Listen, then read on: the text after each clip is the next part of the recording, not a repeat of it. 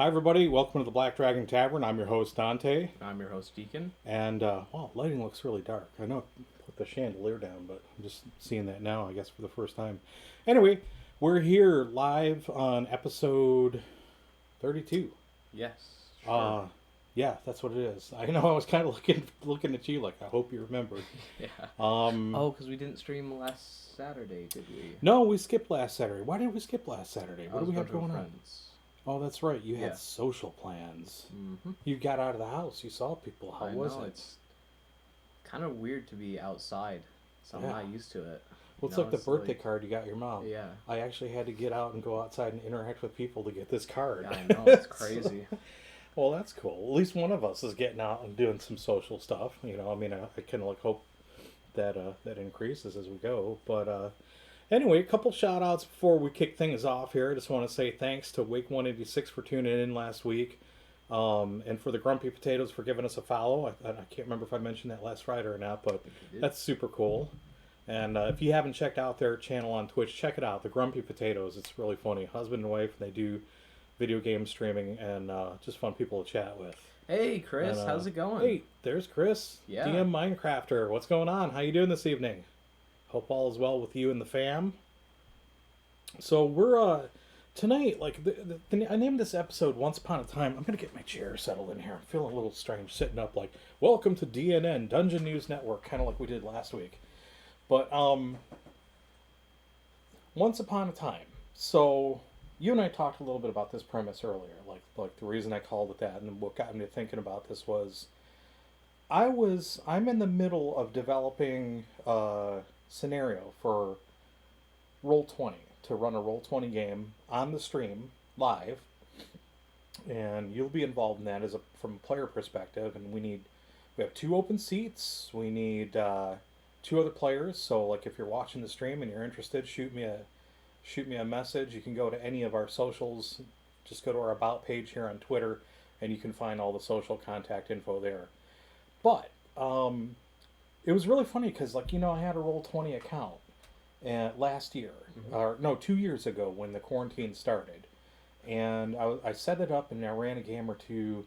You remember that? And we had Tom, and I can't remember, Pam was there as well, and it just really wasn't that great as an experience. No. And now in retrospect, I realize the burden of that experience was on me as the DM, the GM, to make that a fun, exciting experience.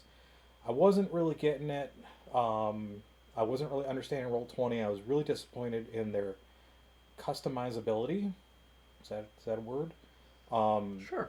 Yeah. The ability to customize their system for running a homebrew, because they're obviously geared towards the big commercial stuff like D&D and Cyberpunk and all that, and Pathfinder, of course. And, Yeah. So I was really sort of disillusioned by how difficult it was to set this up. Like, they sold you on the whole thing of like, even if you're running a homebrew, they even say it in there. Even for your own system, you can use this, and you can. But they didn't talk about how high the learning curve was to actually do that. So we did that for a couple sessions. It sucked. It wasn't great. We all pretty much agreed that it lacked in spirit and just wasn't as good as a in-person tabletop RPG. Yeah. Whole couple years go by, right? Cut to a couple weeks ago, I won the Roll20 Pro account. One of the numerous ones that they were giving away in the Gamehole Con raffle. If you were at Gamehole Con or virtual Gamehole Con, I don't actually know if they did it at the live one, but I know during the virtual one, almost every hour on the hour they were giving it away. And I was one of the fortunate people who won an account for a year. And I did not want to let that account go to waste, so I hopped on right away and said, with a renewed vigor and enthusiasm, I'm going to learn this. I'm going to learn how to do this. And then thanks to a great friend of ours, John Pickle, he was gracious enough to get on a call with me and share his screen and show me how to set up the basic components. And then beyond the basics, he did some really cool stuff. And it was like, yeah, right there, you cracked your knee pretty good. You feel that in the morning. Oh, my God. It's the second time I've done that today. Today? Same knee. Oh, jeez. Different thing. I hit it on the door at work. Oh, jeez. How do you hit your no? How do you? I can't even say it. How do you hit your knee on a door? Because it's weighted weird. So when you have the door open like this, like let's Uh-huh. say door here open, it Yeah. just naturally wants to close. And as you were walking in, it Yeah. collided with your. Ooh. I mean, I So. guess I could see if it was opening towards you and you hit the corner of the door. Mhm. I've done that on a car door. That's not fun. No, I this want it was. with a welt. Yeah, that sucks. Yeah, This wasn't a car door. This was just a No, I know. wooden one. I know. Yeah. Because it'd be kind of weird if you were like doing that, taking the Yeah. trash out to a car at work. Anyway, roll 20. Put it in the garbage truck itself. Oh, yeah, I Yeah. got it. Yep. Okay, there you go. I hit my knee in the compactor that they used to break down all the Oh, garbage. okay. Were you trying to escape your way out with a Wookiee and a couple another stormtrooper and a princess? So yeah, so John showed me. And by the way, John, if you happen to catch this later on the VOD, yes, the dinner invitation is still totally open. I need to set that up over here and then see if you and Jen are still interested in doing that. Yes, love to it'll have give you us over. an excuse to cook something good. When do we ever really need an excuse to cook something good? I mean, Well, I mean, like if we really want to make something good nice, like you- burgers or something, Okay. There we then, go. Yeah, if There it we is. want to make like burgers, we need some sort of excuse. Well, yeah, good to you is entirely different than what I'm supposed to eat. So, although, like, yeah, you do come up with some good stuff. Some's a little over the top. Like burger. Oh well. Anyway, burgers are roll 20. Trying to get back No. on the topic of roll 20. So, this time, it just like the light came on. Like it just like after John showed me how to do these things, everything clicked into place. And I went nuts. For like the next week, I spent like almost every waking hour working on it. Oh, it's like you're still working on it too. I am still working on it too. Now here's the funny part. Now I'm at a point where it's like I step back, I take a look at my work, and I smile at what I've achieved, and then the thought hit. What the fuck am I going to write the story about? What's the adventure going to be about? I set up the characters, because we're going to use pre-gens, except you. I might let you roll your own. We talked about that, so, I know the favoritism. I know the most game-breaking abilities. Soon Well, no, I I'm will kind of... be a magician that can warp reality itself. Well, that's a possibility. I'm counting on you to be sort of like the senior at the table, aside from myself, like in terms of knowing the system and helping guide people through it. Because it is a homebrew system. It's easy to pick up, but like people get really confused at first, but once they get it, it clicks in, and then all hell breaks I loose. think I'm gonna go, and I think I know what I want to do as well. I'm gonna try something new this time. All right, Yeah. hear me out. Well, Name's gonna be Thrawn Grey Flame. He's gonna be a dwarf. Thrawn, okay. Yeah. That's it's original. Different. It's different different than from Thor. Thorin, Thor. Thorin, Thrain, Thrain. Thrall, Thrall. and all the Yeah. other ones. All of the other characters. Thorin Jr., Little Tortor. Little Tortor. Mini Tortor. So yeah, that was a dilemma I found myself in this time around. Was I set up all the maps, I set up the tokens, and I did it mostly because like I started off thinking I want to set up Griffin Harbor, and I bit off more than I could chew. I was thinking too big. Again, instead of going back to my original days of like when I first became a GM, 42 years ago or whatever, I had to go back small. I had to go to the microcosmic level of like start with the tavern. So I did, and I found a map that I really liked on Roll20.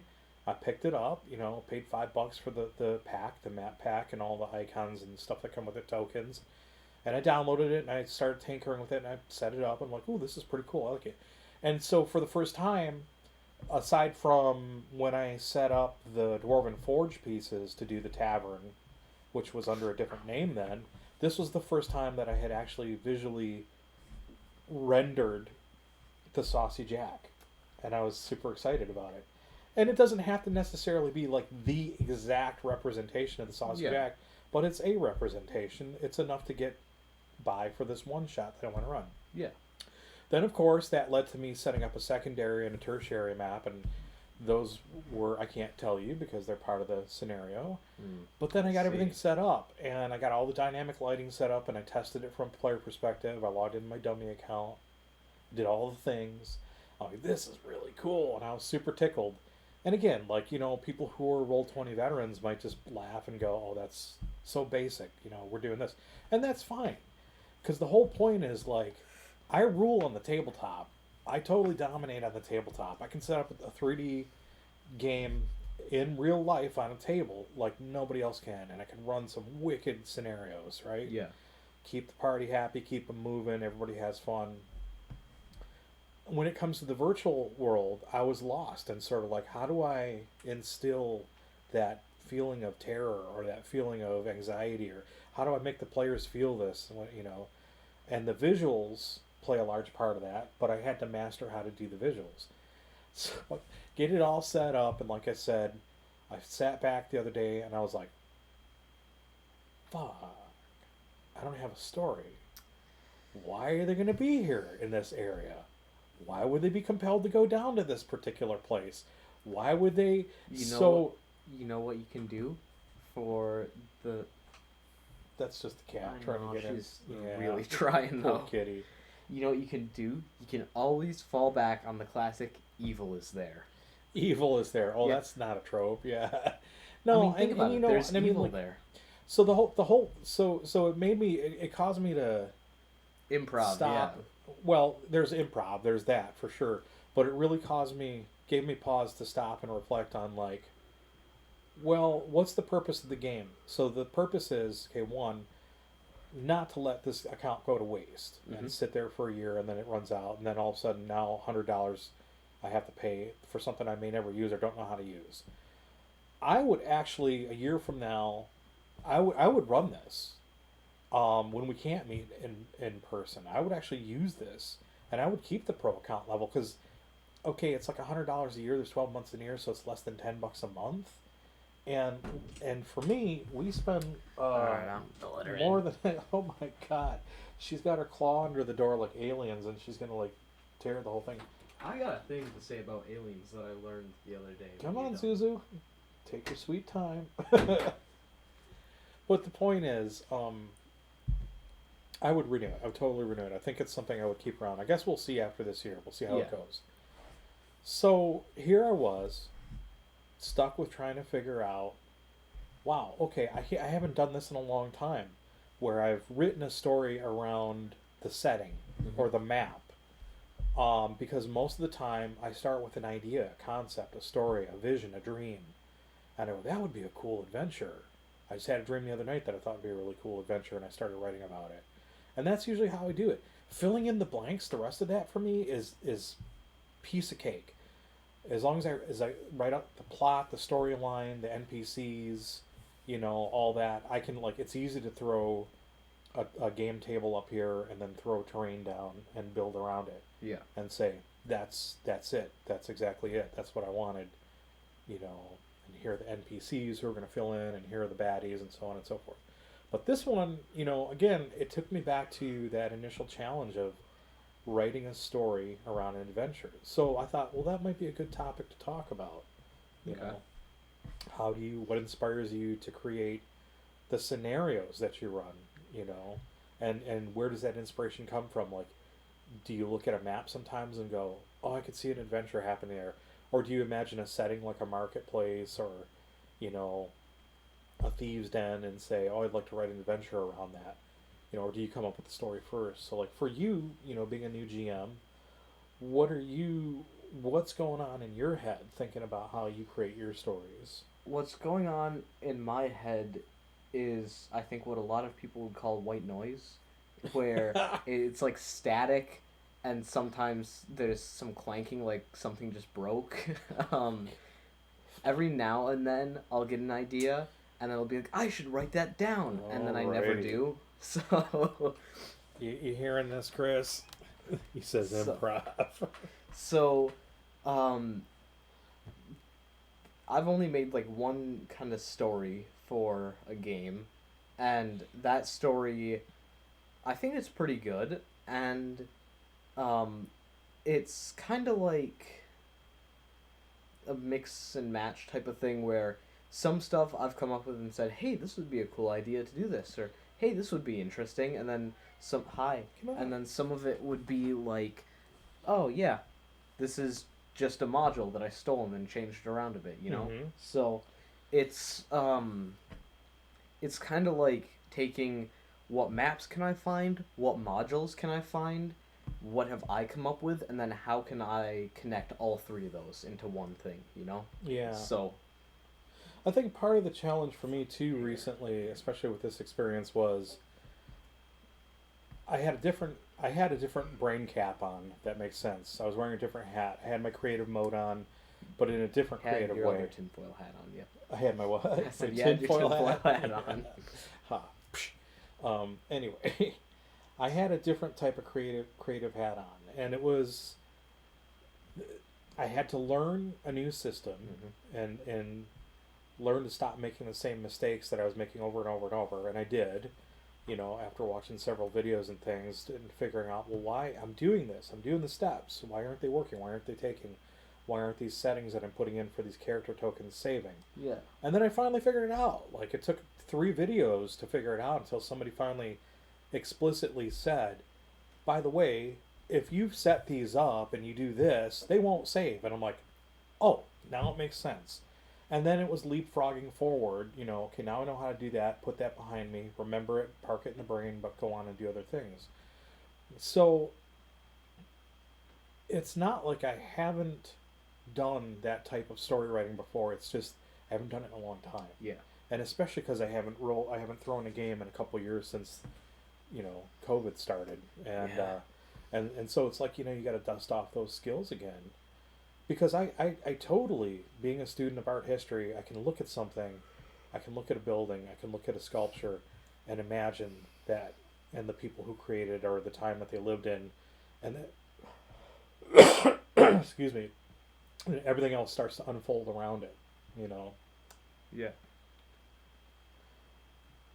Okay, she's like, come here, Zuzu. I'm trying to get the cat on camera over here. Come on, Zuzu. So here's an interesting thing. Do you mind if I sidetrack from the main thing for No. a minute?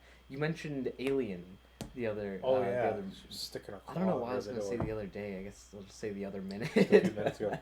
Oh, is that how long my storytelling is? Yeah. Days long? So you mentioned Alien, and here's something kind of interesting that I learned. 2 things. Actually, it's like a 2-for-1 combo deal. So one is the chestburster scene. Hey, Susan. Hey. Come on, honey. All right, you don't go up on the bench. She wants to play with the minis. Bring her over here to me. Let's see if I can get her to stay over here for a little while. Okay, the chestburster. Yeah, so the Come on, baby. chestburster. Oh, hey. Oh, you whoa, got- you're okay. my cat. My Your cat? man. What are you doing? All right, here you go. I think she Come wants to on. go. Come- Yeah. So Boy, the here you chestburster scene. go. No. Come on. Watch your soda, man. You're gonna go. She's gonna crawl across Yep, there. there. The chestburster scene. All right, you're just gonna stay there. She's got new All right. things to sniff. Yeah. You have 2 new So- orc packages up there. So the chestburster scene. Mhm. That was.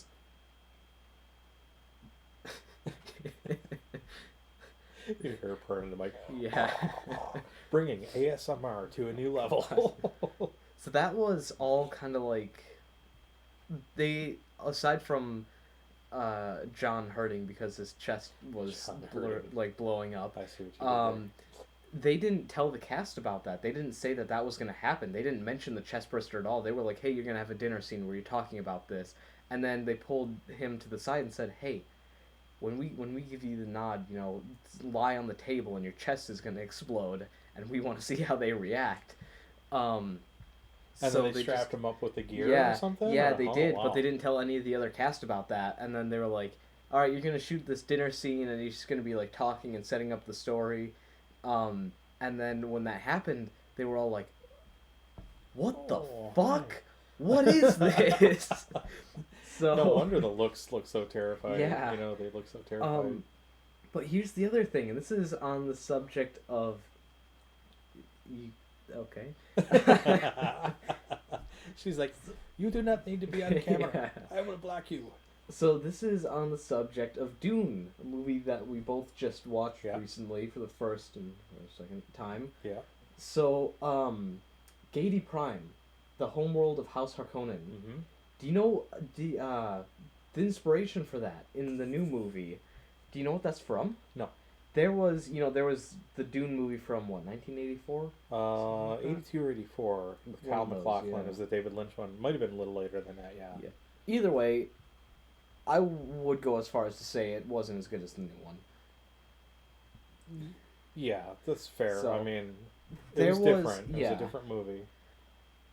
So there was another Dune movie that was gonna be. What are you? Oh, don't eat that. Okay. It's that That's like how something she's it's that doing like, part of the lamp that broke off. Oh. Um, Oh, yeah, yeah, the plastic. Mm-hmm.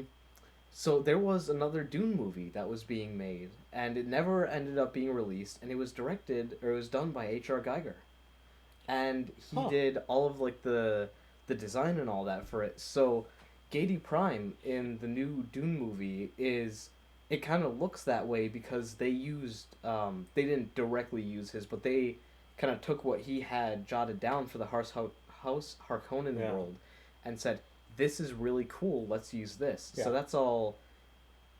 Like Giger it's not even influenced. like Giger inspired. It's like it's his work that they just changed up a bit for the new Mm. movie. So that's why they had that weird like. Hello. I'm gonna just. Come on. Anyway, so yeah, that's why. Okay. Okay. Well, she keeps coming over to me like she wants to sit Yeah. on my lap. She's giving me the mew. That's her mew for like when she wants to sit in my lap. But no, Yeah.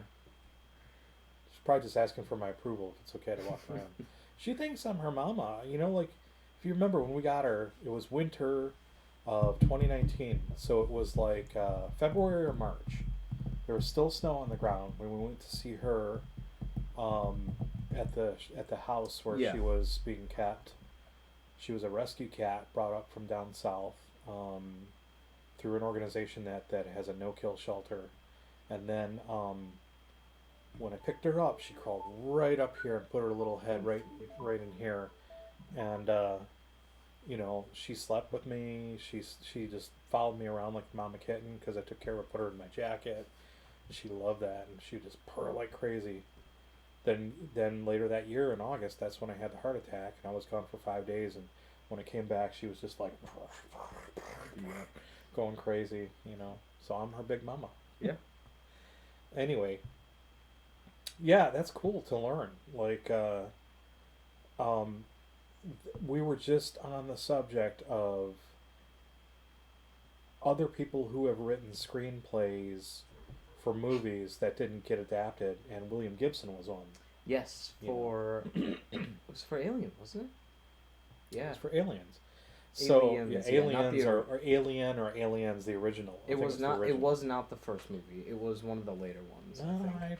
Well, okay, I can't remember. I mean, this is pathetic. We just talked about this like Yeah. weeks ago on the stream, but anyway, I think it was Aliens 3. Although I might be wrong. I don't know. I'm not going to argue Either with way, it either way. it was cool. Because I honestly can't remember, but I thought it was original. The original one. So Do you seriously want to be let out after She's got- of that? she's got food and water over there, right? So gosh, she does. yeah, let her out. She's doing the floof. You are This is this is the joys of like having a little kitty who like we I'm gonna go we check wanted to if- give her the freedom to run around in here, but then like obviously cat. So Yep. she's like, I'm catting. Like of course I don't want to be in here now that you let me in here. if that other door shuts. It is. The office door is shut. I don't know if I closed it. you would. Yeah, I was out last. Yeah. There's But that one you Just should looking for close. that. This one.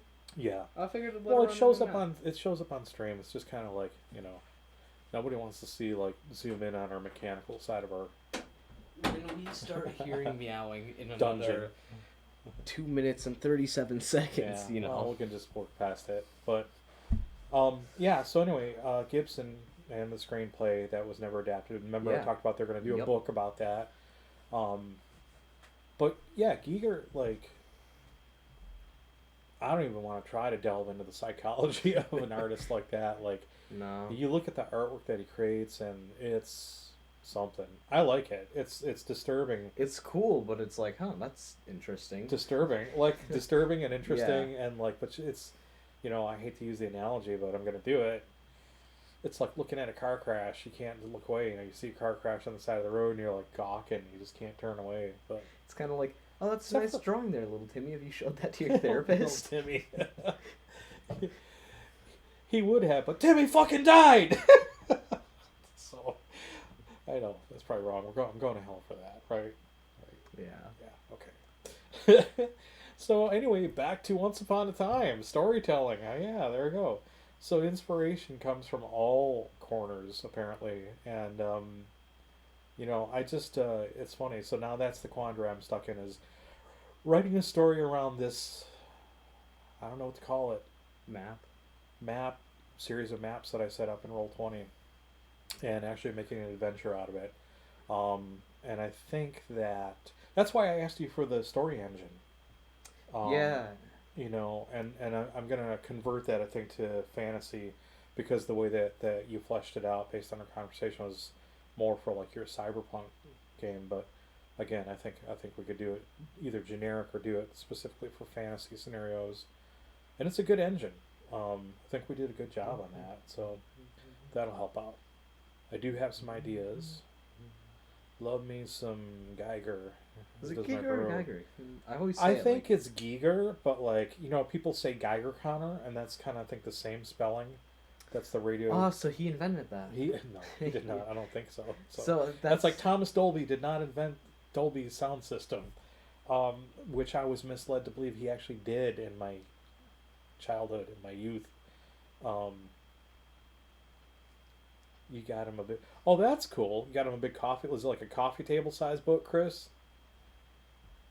That'd be a good conversation piece. Hey, you know for we used to have your a older don't we have family a members that collector's come book over, of? like Oh God. giant phallic symbols. You open it up. Oh, close it right back Yeah. up. I want you to invent God. me a butt plug, but Yeah. not just any butt plug. That episode was hilarious. Oh, and if you haven't seen it, check it out on what is it? It's on Hulu, right? I don't know. I think it's Hulu. It's called The Premise. It's a really great um, series of stories, little vignettes. They're about 30 minutes apiece. They're all disconnected about different subject matter, but it's like what we need in today's society. It's like Black Mirror, but less tech focused. It's not as terrifying either as Black Mirror. Like, Well, I mean, it's cerebral. It is pretty cerebral. Yeah. It makes you think. But like, I don't think it's like Black Mirror. Some of those episodes are downright fucking terrifying. Like Yeah. how brainwashed we are with technology. This is more like this is just our social neurosis. The story engine deck. Yeah, I've heard of that. That's Oh. Okay, go ahead. No, go ahead. Nope, go ahead. My sentence literally ended at, "Oh, I've heard of that," because okay. that's what I've heard. I know it exists. This, Chris, this is one of those things, and if you recall, like several episodes ago on Black Dragon Tavern, we talked about this. I, for decades, have called myself the Forest Grump. Forest Grump. Forest Grump. Yeah, shit happens. Instead of being all like, I may not be a smart man, I may be a grumpy man, but I know what love is. The Forrest Gump of tech, right? But it's kind of like that too with this game shit, and especially now, like things are exploding exponentially with people creating all these Kickstarters and Patreons for, buy my 3D miniature series that I printed, buy my buildings, I'm making game props, and I was doing all this stuff for a long time, and I was like jotting ideas down, and only in the last 3 or 4 years, like what we started in 2016, Geek Foundry, was able to actually bring a lot of that stuff to fruition. Yeah. But the idea of this story engine, I swear to God, that was like, and I said, I know I'm not the first one to do this, but I've been doing this for so long, and I haven't seen anybody else do it. basically the ability to pick the who, what, when, where, why, and how, and build a scenario around it, and then flesh out the details. Yeah, But there was there's another. stuff like that.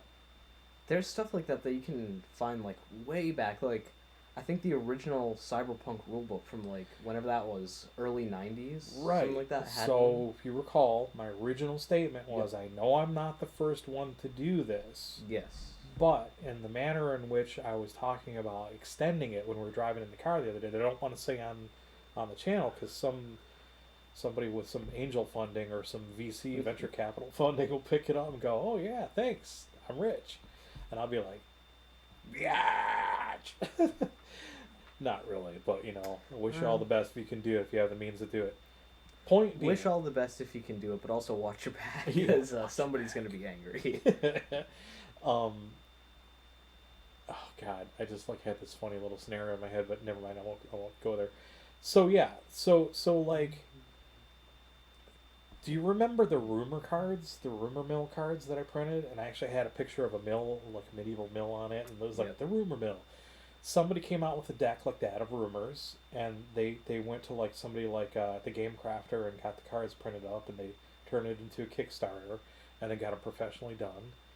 So all this shit, like, if I would just shut the fuck up and act faster and have the capital. I don't have the capital to do it. I don't have the, I could do a Kickstarter probably, but I could do the designs, I could do all the graphics, but it was totally like, man, I was doing that shit 30 years ago with that stuff, and then and then for our game, like I printed off the little slips for the rumors. Here, draw a rumor. That's why I like Paizo. I like their chase cards. I like their decks like that. Those are really cool, and it's the same concept. Like, as a game master, if you have the broad brushstrokes of the scenario, and you know who the bad guys are, or the bad people, or the bad creatures, or whatever, or what the goal is, all those other little things are so much fun to drop in there, like the chase cards, or they have the critical hit deck that I haven't used, but I own it, and I'd like to try that because I think it's kind of fun. It's not I as still like the Warhammer crit table. I was gonna say it's not as deadly or brutal as the Warhammer fantasy crit tables, but So this is gonna be a bit of a shock to any of the players in my game if they're listening, which I doubt they are. But I've been homebrewing a bit because they have rules for criticals in there, but it's like there's like 5 results.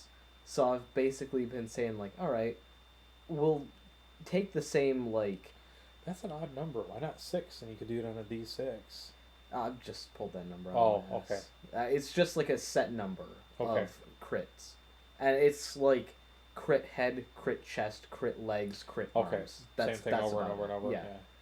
No, it's like just those. It's like, okay, you've managed to do a critical hit. Congrats. What did you do? Oh, so it's just crit location. Yeah. It's not really results. Because depending on what it is, there's like, you have your cybernetics that can augment it. So if you get crit in the arm, it's going to be, now you're going to have to replace that arm with a cybernetic, which costs humanity, and you can go psycho or whatever. Yeah. But Psycho. I ended up taking that and saying, okay, we're going to have the same, like, critical hit, what's the requirements? You have to make the same rolls to get a crit, but when you do, roll in the Warhammer Fantasy table, and we just, like, change some of the words to make it sound a bit more cyberpunk. Well, again, I've got the books here, and I know they got the books online too, on all the charts. Yeah, and so.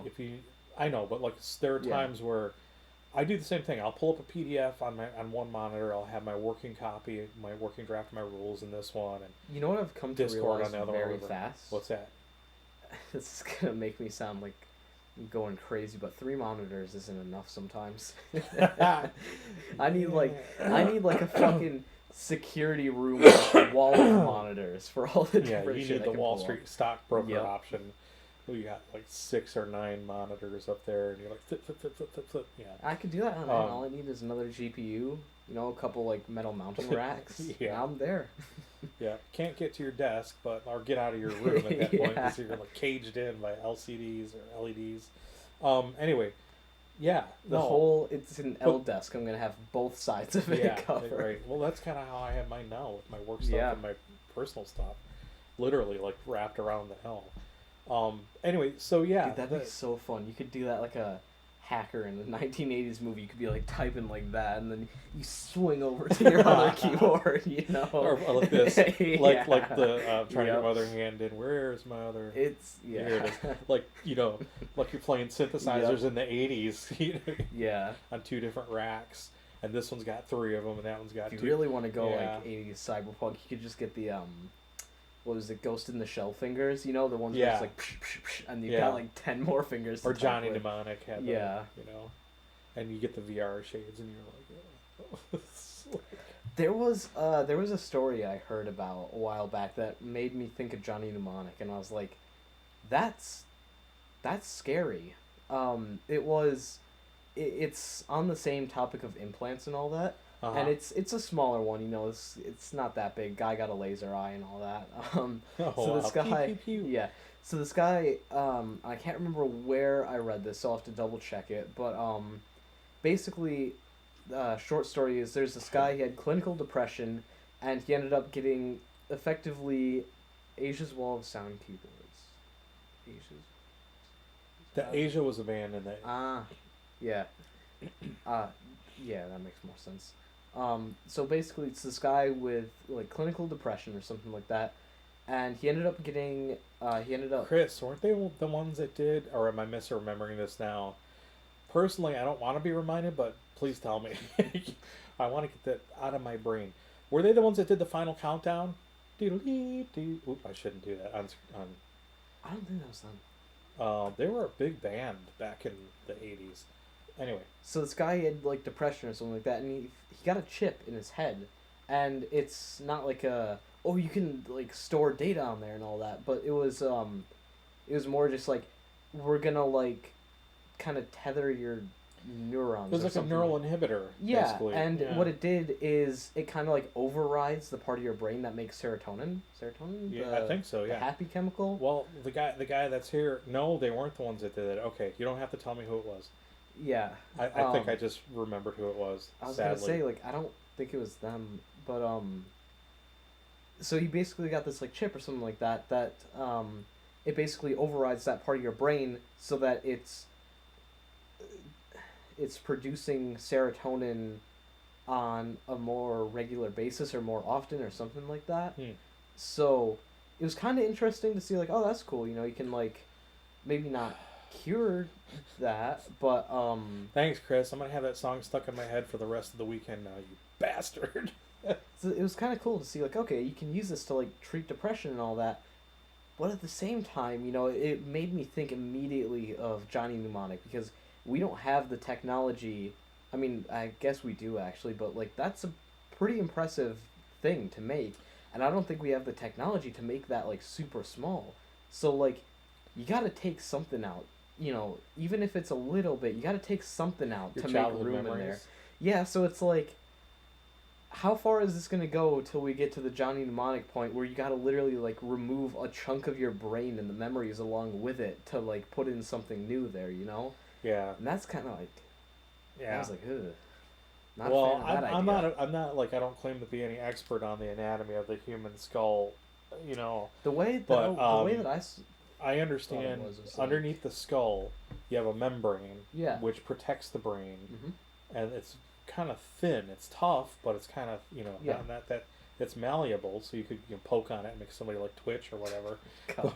Like, I know, It's that like was what that wrong. Isn't that like what a fucking English doctor or something did back in like 1800s? Yeah. In front of like a Yes, in live front of a live studio studio audience in a surgical amphitheater, Yeah. right? Same difference, you know. Like, I'll take what is the kick reflex for 500, doc. Let's see, poof, and it's like, oh, wrong one, poof, you know. God. But you know, so That's unless the it new can game come up show. with a cap, Yep. like a harness that could drape over the brain and have like electrodes that would plug in, you know, at certain points of the brain. Yeah. Because otherwise, they're like when you get, I can't remember if it's called a cochlear implant for your hearing. When they cut the bone and they put the thing, it's like it is literally like a wet wired implant.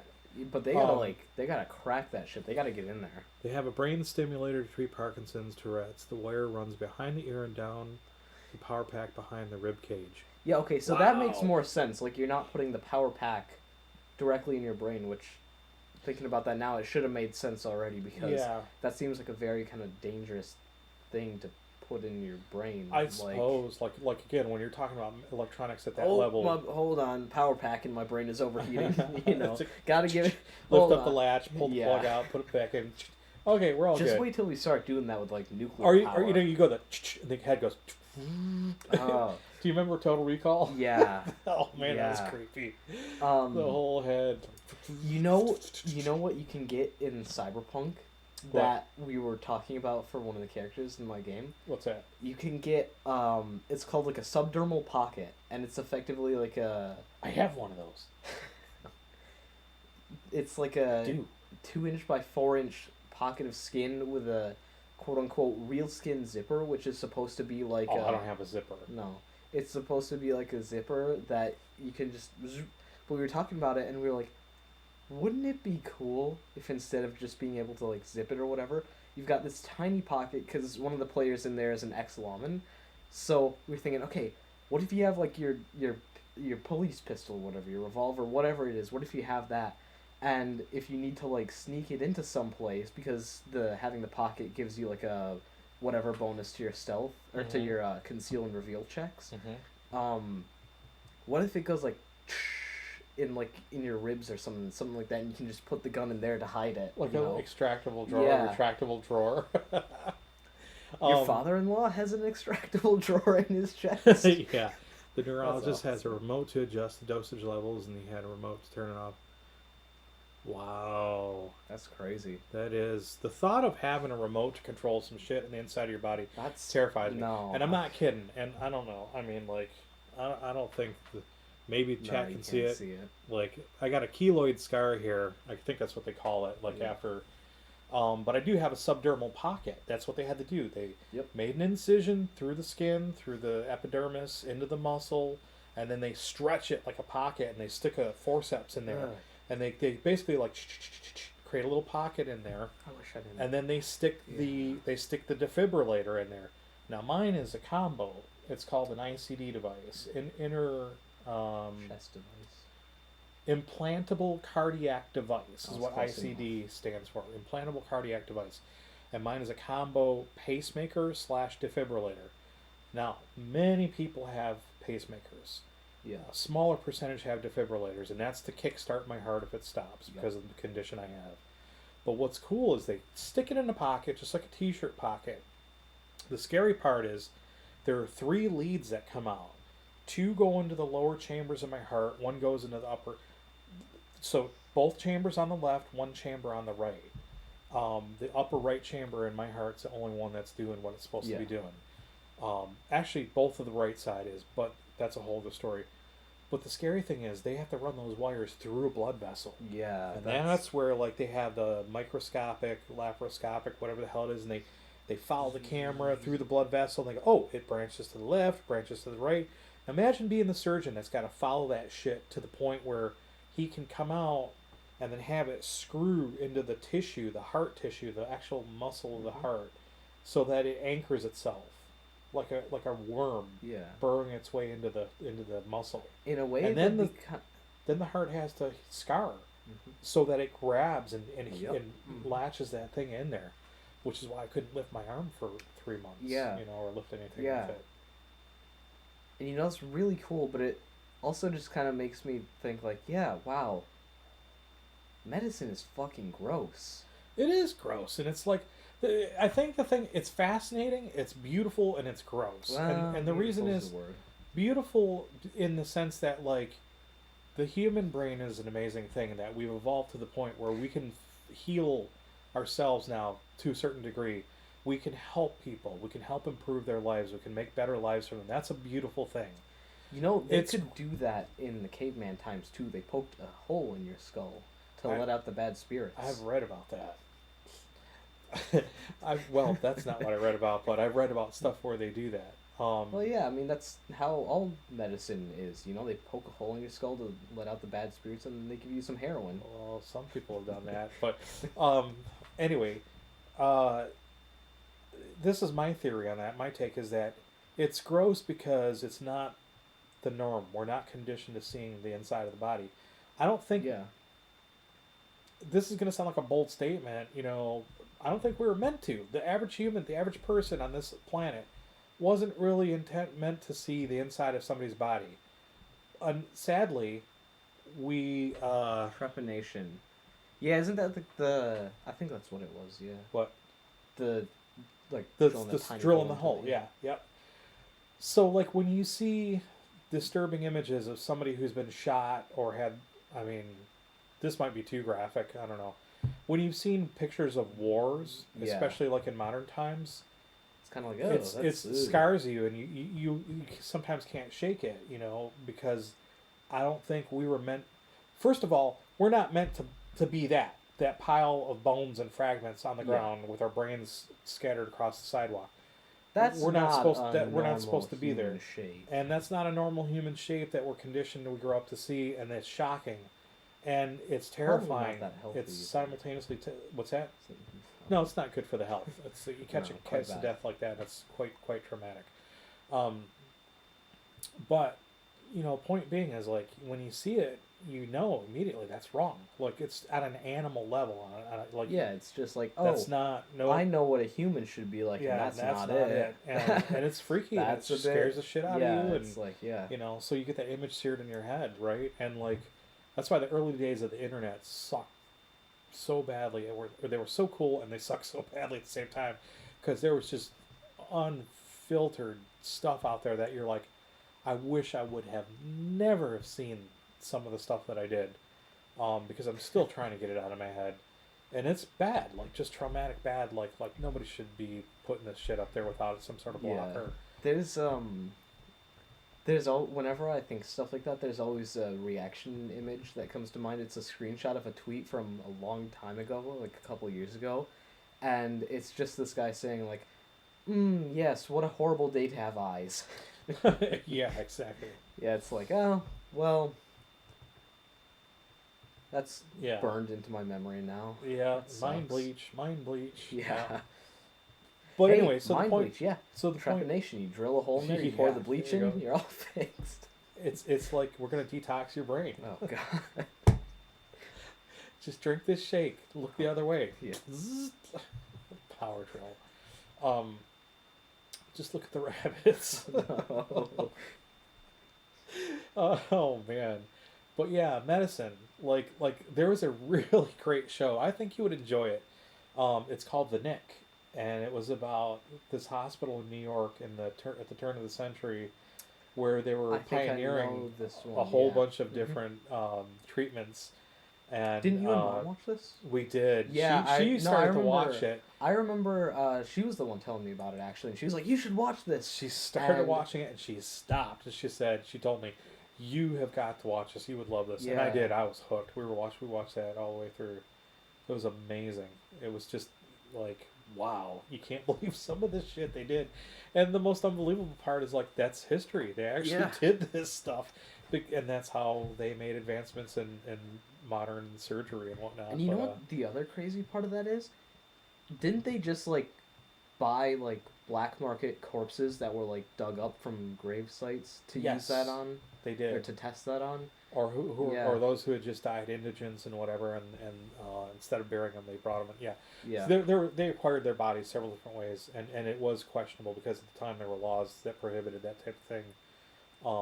I remember they had Excuse me. this is funny. You remember the city in Skyrim that was the capital for the Nords for the Stormcloaks? Is that what they were called? Yeah, there was Stormcloaks, Yeah. and then Imperials. Yeah. So you remember the Stormcloak? I nearly said the Stormhold. You remember the Stormcloak city? The one that was like, it was a cool city, but everyone was kind of racist. Yes. You remember that? There was a quest in there where it starts off like the same way. They're like, all of these bodies have turned up missing from their graves. And I had, this is back in, it was in 2011 because you took like 2 years to play it before I was allowed to get on and play it. But Guilty. this is when I was playing, and I had just learned about that, about the whole like, oh, the doctors used to buy corpses from there, and I was playing this, and I was like, oh, I wonder if that's what they're doing, because that was the thing in history, and then they're like, cannibals and werewolves, and I was like, oh god. You're like, yeah, Oh, no, that didn't happen. that's I not hope it didn't. that's Mom, not medical. this didn't really happen in history, did it? So It's funny. one other thing I wanted to bring up before we think about switching over, because it is 9 o'clock already, is the thing that Chris was talking about with the having a remote to turn it off to go through airport security. That's another thing that I think with the advancement of medical technology, that's another thing from Johnny Mnemonic that we're gonna see start popping up. That sentence isn't right. Whatever, you get what I'm saying. Mm-hmm. Is you remember when he landed in Newark and they were like, warning, implant detected, and they scanned him. And they're like, what wire implant? Warning, neural leakage within 24 hours. Seek medical attention immediately. Yeah. You know, that's kind of something that I want to see. It's weird, but predictive analysis or prognosis of a potential. Yeah. I think it's super especially cool. with implants. I'm totally with you. It's super cool.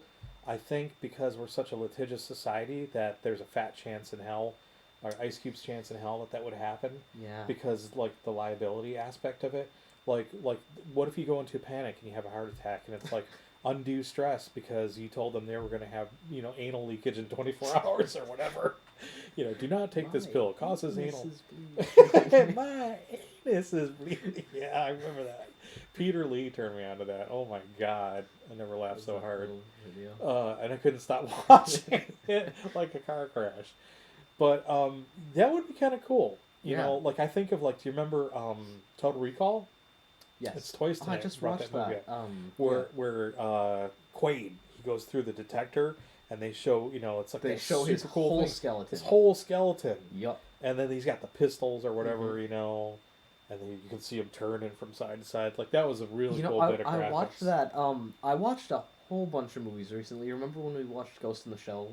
Yeah. It was around then. Yeah. So I rewatched, I should say, that, Akira, Johnny Mnemonic, Total Recall, Hackers, The Matrix. You were going on a cyberbender. Yeah, this was to so I was watching Total Recall, and I had already watched, I think, 3 other movies that day because we had watched. Oh my god! We had watched. Did you actually go out and get any sunshine, vitamin D? No, but that was the day when we watched Ghost in the Shell. Yeah. I watched Johnny Mnemonic before then, and then it was later in the evening because I think we watched it I think we finished the movie around night because Mom was out and we were getting pizza and all that.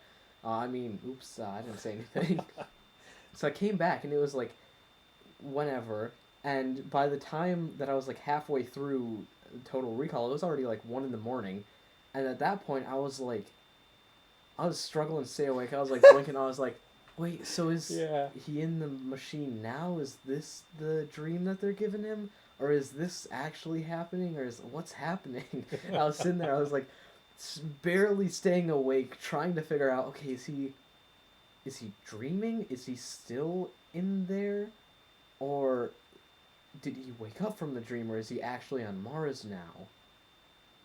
Or is he dreaming that he woke up and he actually went to Mars? What's happening? You were putting Inception into it, Dude, which is a good thing because that's kind of how part of the premise of that movie is if but let me tell you, once I finished it, I didn't get shit that happened in that movie. I finished it and I was I'm gonna have to watch that again when I'm awake so I know what the fuck just happened because I didn't get anything. I liked it. I liked the movie. It was pretty good. I liked it too, and I remember liking it before, and I knew the story before, but still watching it when I was half asleep, I was what the fuck is happening? Yeah. Really, watching anything when you're half asleep is not the greatest. Especially I'll doze off and I'll be like, oh, what the fuck, what did I miss? Yeah. And then you're trying to piece it all back together. But anyway. Yeah. So all that, from starting a conversation about what inspires you to write stories. So that's my struggle. That's what I got to work on. I gotta write something around this Roll20 thing. And speaking of movies and stuff and watching movies, next Friday the 19th, Cowboy Bebop will be premiering on Netflix. Super excited about that. We were talking about maybe doing a Let's Watch, or not really truly a Let's Watch, more of a reactionary video, watching it on the side here while we broadcast, but we decided we don't want to really do that. Plus, like, we're like super huge fans. Yeah, I see what you're pointing at. Super huge fans of the music, and we'd want to blast it pretty loudly. Yeah, So for sure. and not get a DMCA for that. Yeah. But what we're gonna do here, again, thanks for tuning in. We're gonna take a little 15-minute break, and we're gonna go to the Workbench. When we come back, we'll be broadcasting from there. But like earlier, I didn't do a whole lot of social drops, so if you're dropping out here, thanks for tuning in. Check us out on Instagram at Black Dragon Tavern Online. Check us out on Twitter, and the handle there is Tavern _ Black. Check us out on Facebook. That's simply facebook.com/Black Dragon Tavern. You can catch us on YouTube and on Discord, but for those links, you'll have to go to the About page here on Twitch, where we've got the links, because they're a hot mess. And major fail admission here, I did not update the Discord server, so it's really behind. 3 weeks in a row. 3 weeks, probably more than that, maybe about 6 or 7 episodes now. But That's crazy, we man. skipped some, so really we Yeah, skipped some, and we sure. we did some free Yeah. almost Tell said it, yourself almost said whatever free you ball need in to it. We did some freewheeling it on a couple that we didn't really have Yeah. scripts, so I'll put stuff up there. And if I'm being honest, we don't have a whole lot of people coming there anyway to check No. it. So, but it's nice to have. It's a nice reminder of what we Yeah. talked about. If anybody ever wants to go back and look at that stuff. So hang around. We will be back shortly. We're gonna go take a nature break and get some more drinks and whatever, and we'll be back in 15 minutes broadcasting from the Workbench. See you then.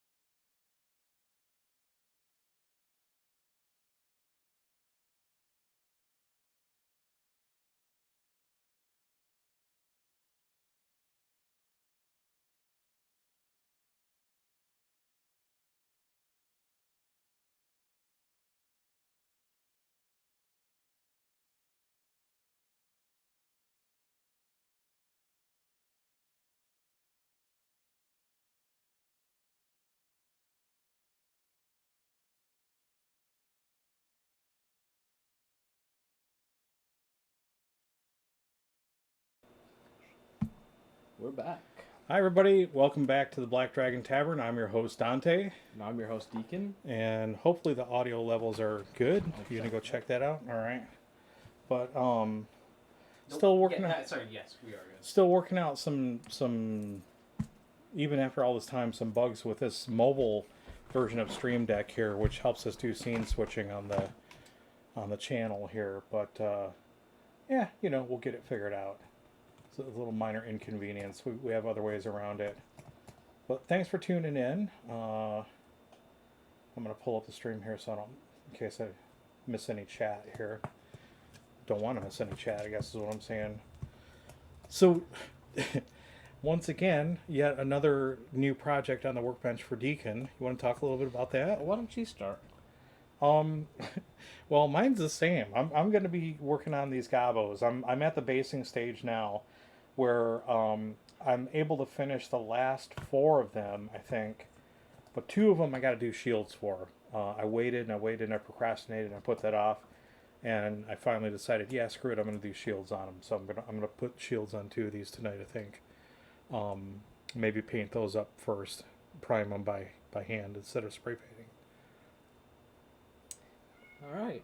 So on the topic of goblins, I'm working on some orcs. I got paid today, and that means that I Today was payday. Oh, yes, yeah. and I deserve some gifts for myself, I believe. So I picked up. This is not gonna pick up well. Picked up the Boondocka Snaz Wagon. You can hold it down a little lower. Yeah, there you go. Probably there you go. Perfect. the best named kit in all of 40k. Yeah, dare I say Boondocka so. Snazwagon. Yeah, it's there she goes. Yeah. And the Megatrack Scrapjet, which is almost equally as awesome, but not quite as cool. Yeah. So I'm working on assembling those right now, actually. Well, the Snazwagon is one I'm super stoked about, mostly because of that goblin on the front of it. Yep. The complete Mad Max ripoff. Yeah. And I was happy that you said you were going to do another one, but not put the goblin on there, because, like I said, I'd buy that off you. I've been looking for a piece like that to hang up in that tower, that abandoned tower that I built. So you know what I'm actually thinking of doing with this one. Speaking of Mad Max, what's that? I've told you the whole kind of shtick with this army is it's all Mad Max inspired. That's why I call it Mad Morks. Of course, Mad Max orcs. So I'm gonna have this dude chained to the front of the truck here. The classic like Fury Road thing, and this guy, as you can see, the driver doing what all safe drivers should do, leaning out of the window with a Molotov cocktail. I'm going to paint him up like normal, and then I'm going to paint his mouth silver, like he did the "Witness Me," So that's pretty funny. Oh, yeah, she's making her way from one side to the other, and hey, what am I? Are those your tufts? Did you buy those, or are those mine? These are mine. Yeah. Okay. I bought those for Kai. I'm like, hey, what are you doing with my tufts? No, I bought those for Kai's army, so. It's just funny. It's like I'm not used to seeing stuff down there. We really do need to work on organizing. Yeah. We've done it twice already this year, but dude, I've done it like twice already this month. I guess I'll just do this right here. All right, this part goes on next. Yeah, that's probably a sign. I hate to say. Sign of what? That you've got too much shit. Stuff. There's a lot of stuff up there above your side of the bench. It's out of the way. It's on like peg hooks. My stuff's out of the way too. Like it's all retail display type stuff, and it's on pegboard with hooks, and it's neat and it's organized and it's out of the way. Hey man, my stuff's like your stuff creeps over to my side of the bench, and then it becomes like the ultimate battle. Well, my side, Workbench throwdown. If you look at my side right now, I would say that my stuff is out of the way, especially the stuff underneath the bench. But that's the thing, is cats don't normally respect. Yeah, cats go out of the way, so they don't really respect the boundaries. Yep. And play within the lines. I hear ya. Especially that little feisty. Yeah, I'm talking to you, Zoo. That little feisty beastie. She is a sweetheart, though. She's great. Despite us grumping about her, she's a Absolutely wonderful little companion.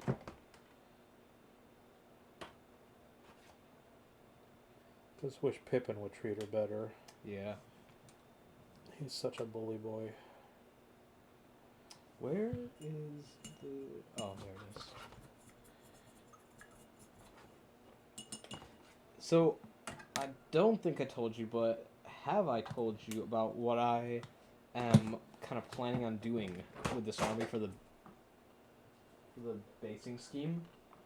I don't believe so. I mean, you've mentioned a whole lot of stuff here and there, but no, now that you have it, why don't you break it on down? It's cool. It's gonna be like... Think like Mad Max Wasteland type thing. So I'm gonna have... And I mean, these guys are on pretty big bases. Like, this... Base! You can probably see, compared to my hand here, this Yeah, is a pretty big base. That's a good size This base. is, I think, the same size as my Imperial Knight, which is arguably a lot bigger than this dude, even if you stand him up. But, I'm gonna tweak your light a little bit here. Dude, that's like shining right in my face.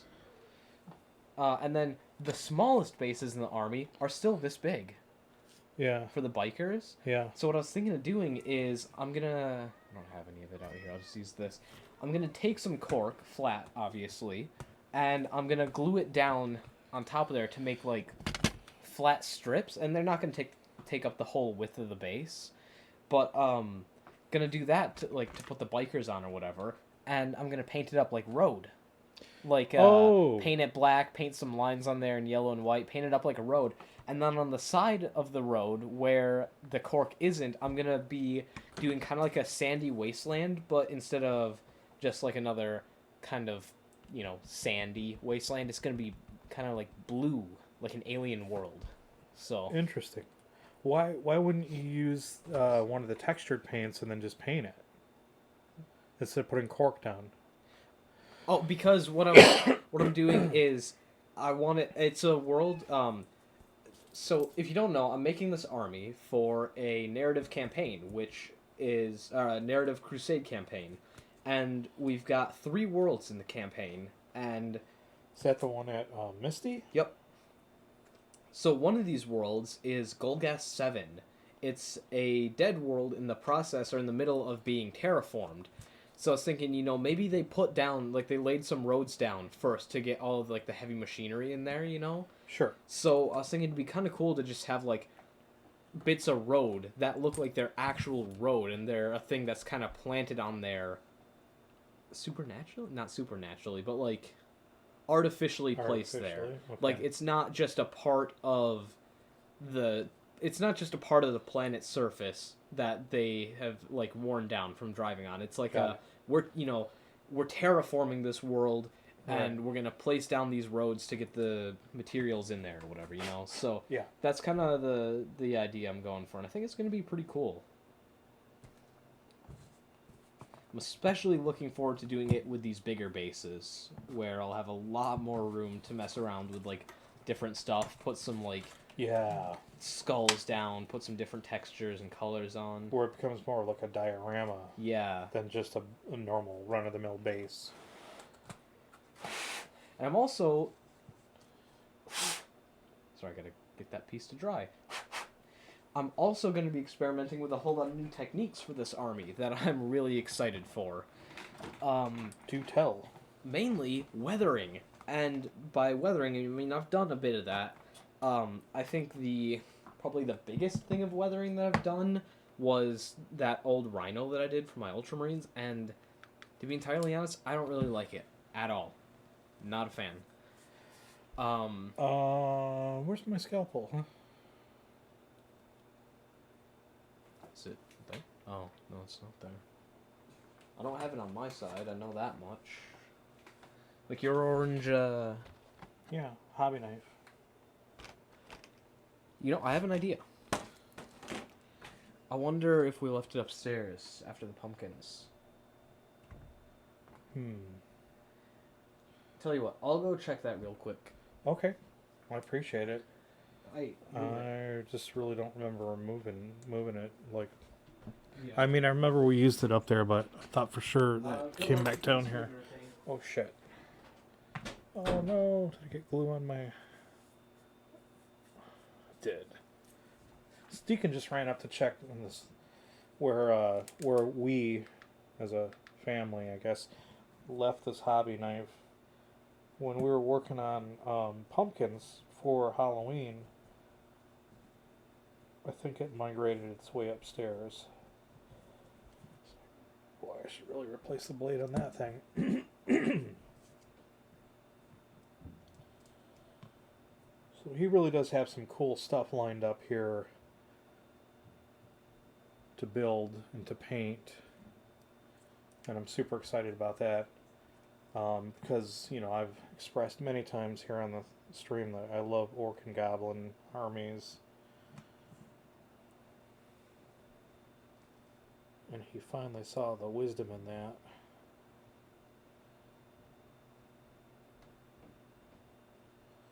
So again, if you're joining us for the first time, welcome. Good to have you here.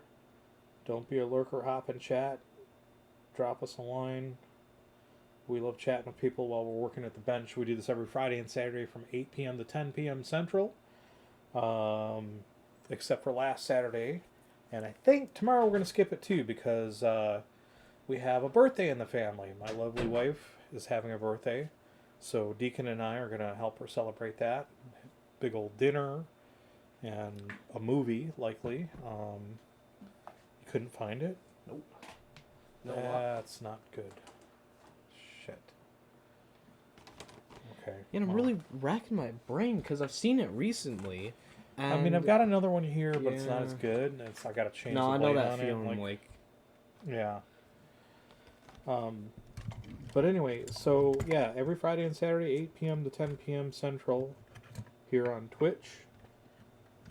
And then our VODs go up automatically, so you can always catch us after the fact if you don't catch us live. We also upload them to YouTube. You'll have to get the link for that on our Twitch About page because it's a messy link. Yeah, it's not a pretty thing at all. But normally the format is pretty much like Friday nights we do fireside chat for the first segment, first hour of the show, and then during the second hour we do from the Workbench. We broadcast from the Workbench, which is what you're watching now. And then on Saturday nights, when we broadcast on Saturdays, from the we do fireside chat for the first hour of the show, and then from the Battle Zone, which is the big table behind me. I don't know if you can see it in the background here. Not really. Just a little bit on the corner right there. But that's where we play tabletop games, card games, board games, you name it. And super excited to say that, I'm spinning up a Roll20 RPG. Hopefully in the next couple of weeks. I need to find 2 more players. So I'm recruiting for 2 more players who have the willingness to be on stream, first and foremost. Your face and an avatar. And then who have the actual bandwidth and capacity to do that reliably. That's and a another challenge. important note, I know you said this before, but another important note is we do have to know you. It would be nice, yeah. I was thinking of that, and I know some people tend to do, like tenuously. Is that the word? I don't know. Like friends of friends, or like they come with good references.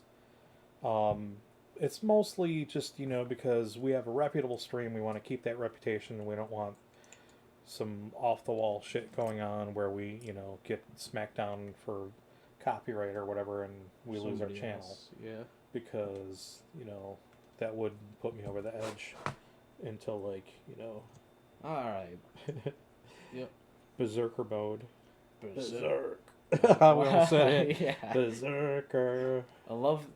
So I heard what you were saying earlier that you love orc and goblin armies, and I agree. I love orc and goblin armies, which is why, and no offense, I think mine is better because I have orcs and goblins in trucks and cars with guns and bombs. And I mean, how awesome is that? Yeah, that's pretty awesome. And check this dude out. Look at the It's driver. a whole different. Oh Jesus! I'm looking at it. Like, Yeah. Oh God, my eyes! I'm like, what the fuck's wrong with my eyes?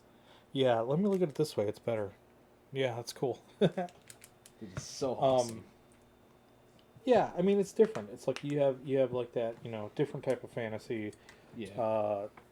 set up there Sci-fi because yours is sci-fi orcs fantasy. and goblins. Yeah. Um, Oh, here's that dude's head. Whereas mine have like, Here. I'm actually using some. I think I'm using some 40k stuff. I've got rock lava. I've got some. No, that's fantasy. Yeah, maybe so. No, trust me, you would know the difference.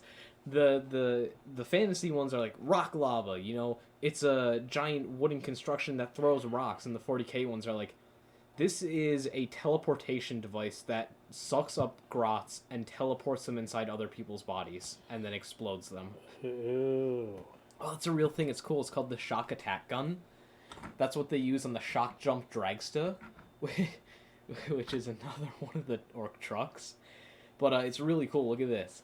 It's called the shock jump dragsta because you know what it is? Okay, but I'm just saying, like, if I hooked up a refrigerator to one of those, trebuchets, and the orcs were hurling like refrigerators at you or car parts, Yeah, but dude, listen to this. You know what it does? I'm totally fucking with you. You know what it does? What? You take this car. It's like a drag racing car, and you put a shock attack gun on it, and it goes so fast that the gun starts to break down and malfunction. So it just teleports the car to random points across the battlefield. So you'll be driving, and then you'll just like, zoop, and now you're like further along than you were before. Or you'll be driving, and you'll be driving towards an enemy base, and you'll zoop, and all of a sudden you're like in their engine room, and you're driving right towards it. All your base are belong to us. It's awesome. I'm all up in your base stealing your cookies.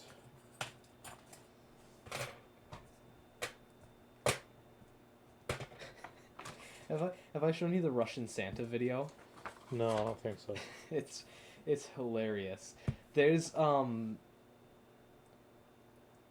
so it's this video, it's this sketch, and basically you see Santa sitting, like, Father Christmas himself sitting down at this table, and his hands are handcuffed in front of him, and he's being interrogated by these two like KGB officers, and they're like, "Who are you? What are you doing?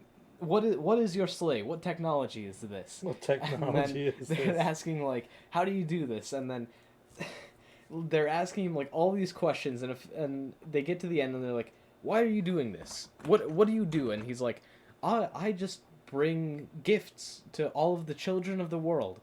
And he's like, and he said something like, "And what do you do this for? What do you get in return?" And he was like, "Nothing.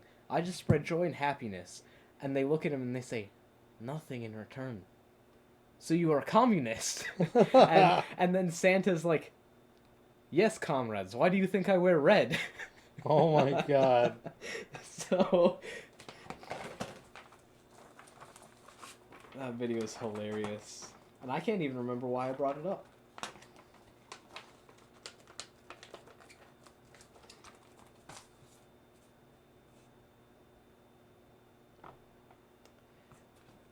You know what I can bring up, though? That's really fucking awesome. What's that? The gun on this thing. It's called the Mech Special. The mech special. No, Mech. No, I know, that's what, but I said it really yeah. fast. Yeah. So you're just programmed to hear mech. Yep. Mech, like, So the Mech it's, Special. do you know the Mech Boys? Yes. So, for those who don't know... I know them personally. I work with them. For those who don't know, the Mech Boys are orc... engineers is a fancy word. I don't know if I would say they're that good. But they're like the orc technology boys. They kind of glue stuff and bolt stuff together and then make it work, Yeah. So, this is the Mech Special, spelled Speshul. Yeah, special. Yeah. And it's basically like a 3-barreled assault rifle with an underbarrel minigun on it. Jeez. So it's like if you took 4 guns and like bolted them together and slapped some duct tape on there and made it one gun. So ours goes to 11. Yeah. So it's got 9 shots. Wow. Which is deadly. And does it get to shoot every round? Like Yep. every firing round? Yep. So that's why I was trying to tell you earlier, the rules for these things are insane because it's effectively like you hit really hard and you go really fast, but you can also just like blow up sometimes. Sure. So if you you know how normally like all the Space Marine vehicles and even the Chaos Marine vehicles are like, you know, if you get destroyed, it's on a 6 up, you can explode. Right. This is like on a 3 up or on a 4 up, you explode. Oh my. So at the very least, there's always just a 50-50 chance that you just blow up when you die, Oh my. which is really awesome. But anyways, yeah. You've got... And then is it like standard, like 6-inch radius? Yep. And some of them might be bigger depending on like what it is. Like I think the planes have a bigger one. So wait, is it a 3-inch radius, like 6-inch diameter, or is it a 6-inch radius? Oh no, 12-inch these diameter? vary. So it's I'll actually pull it up here. If this model is reduced to 0 wounds, roll a d6 before removing it from the battlefield. On a 4 or higher, it explodes, and each unit within d6 inches suffers d3 mortal wounds. Okay. So it's not even like you don't even know how big the radius is going to be because, you know, it's orcs. Right. They just threw stuff together. Who knows how big it's going to explode. But all in one turn, you can shoot the big shooter, the burner bottles, which are just Molotovs, the grot blaster, and the mech special. For a total Every time I hear that now, I'm going to be thinking the mixed special. Jesus. For a total of between 15 and I think 20, like high 20 something So they shots shouldn't have washed because that off. one of them, the burner bottles, are 2d6 shots. So it's between 2 and 24, or 2 and 12, I mean. I don't know, I was thinking 24.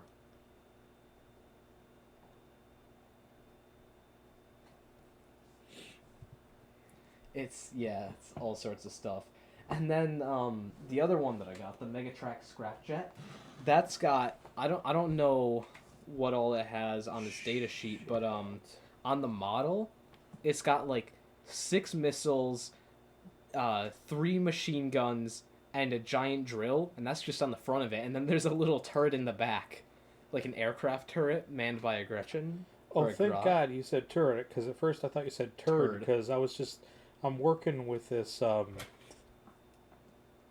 Sterling Battlemeyer, and I was like, this is like working with poop, trying to scoop around some poop on this base.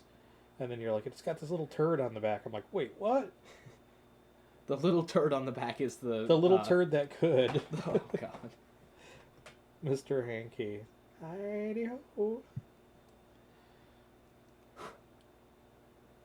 Well, those all sound like really fun models. they are. As always, I'm super excited to see what you do with them. And you know what the fun thing is, aside from those rule-wise? What's that? So I've got... Sorry, hold on. I've got this guy here. He is a pain boy on a war bike. So he's basically just an apothecary on a bike. Is he your leader? Is that the one you're talking about? No, he's not my leader. He's just an apothecary. Okay. Well, pain or boy. war boss or whatever is what I was thinking. This guy's my war boss with the one big arm and one tiny arm. Oh yeah. And then this dude here with the Erdy syringe on his power claw, he is the pain boy. And he has a rule that's Is he gonna be Mad Doc for you? Yep. He's Mad Doc, yeah. So, his rules are incredibly similar to the Space Marine Apothecary rules, with one slight twist. So you remember the Space Marine ones where it's like, if you're within 3 inches of him, you get a 6 up, feel no pain? Right. Yep. And you remember the other one that says, at the start of your turn, you can heal a model. You remember that? Right. So listen to this. His has a special addition to that where when you go to heal a model, you got to roll on a 3 or on a 3 or higher. You heal the model, nothing happens. On a 1, you damage it instead. Oh my God. So when you go to heal somebody, there's just a chance that you could accidentally kill them, which is kind of crazy.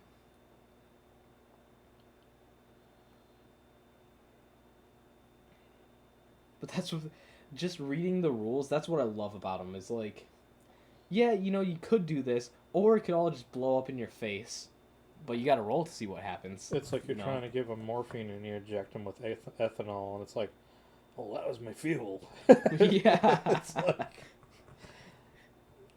not gonna make that mistake again. Oh my god, and then all the different types of squigs too. Like if you take a mech boy, Bloody hell, that was my petrol. yeah. If you take a mech boy, you know what he comes with? What? He comes with an oiler squig, which is Nice. Does it actually have a little oil can? no, the squig is the oil can. Oh, They basically like stick a little like a spigot or whatever on the front of a squig. They bolt it to the squig's jaw. Not on the back. Yeah, they basically like bolt it onto the squig's jaw and then fill it up with oil, and he just carries that around as his little oil can. So That's hilarious. where does this go? Oh, I see where this goes. Oh, and then is the grot supposed to be holding that?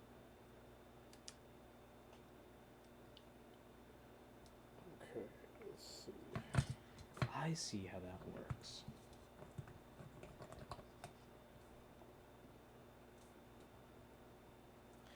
You know what I kind of want to do?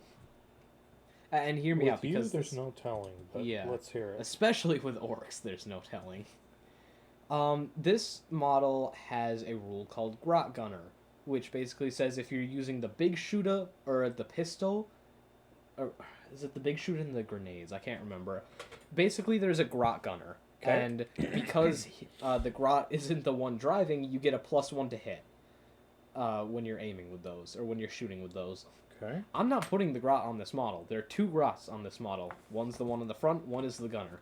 I'm not putting the Gunner on here because, like I said, I want every model in this army to be kind of unique, and I'm making some changes to this one. Like, I'm leaving the top of the car off, and I'm not putting in the Grot Gunner to give it more of like a open top buggy kind of look. Okay. But I was thinking, how is this gun supposed to fire, because there's nobody there now that the Grot's gone. All right. And you know what I'm gonna do, I think? What?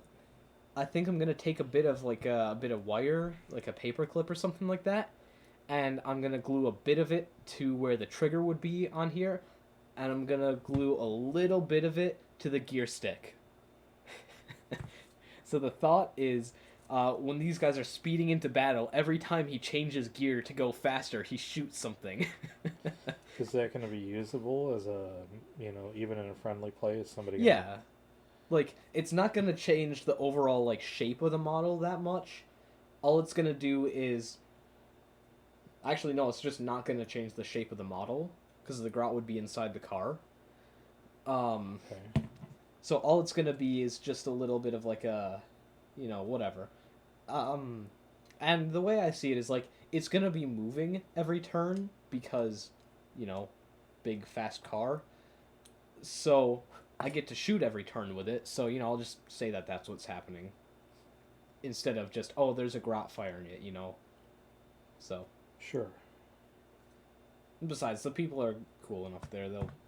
It's not going to affect the rules. It's not going to affect the rules, it's not going to affect the visibility of the model, so.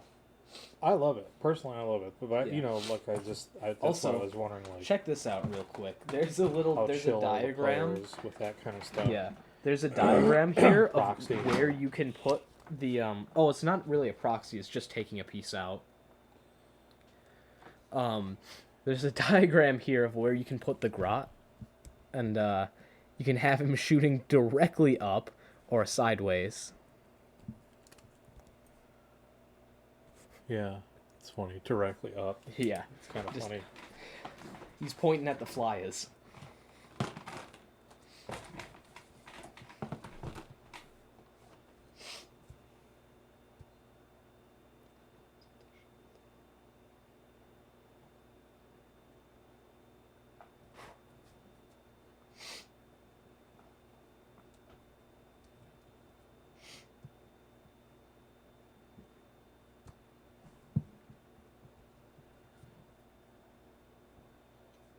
So I'm not seeing anybody in chat. I'm not either. and I'm thinking maybe Chris dipped out for a little bit. Probably was able to pop in for a bit, and then he had to go get the kids to bed or whatever.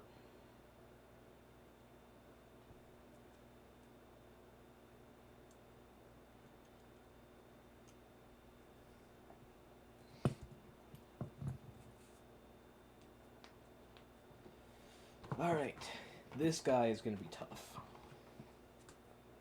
Why is that? because so there's a gunner in the back of this who's manning the mech In the special. back of what? I'm looking at Sorry, this. in the back of this truck Okay. car, who's manning the mech special, and the platform that the gun is on is actually built into the roof of the car. Now, like I said, I'm leaving the roof of the car off. Oh, and therein lies the Hey, challenge. you know what? Orcs, you know? Well, I didn't say impossible. I said therein lies the challenge. Yeah. I'm sure there's like, Because if we've learned one thing about the orcs, oh, they They just slap it overcome- together and then they it works. overcome those limitations and challenges, and just do it. Yeah. They're like sponsored by Nike. They really do just do it.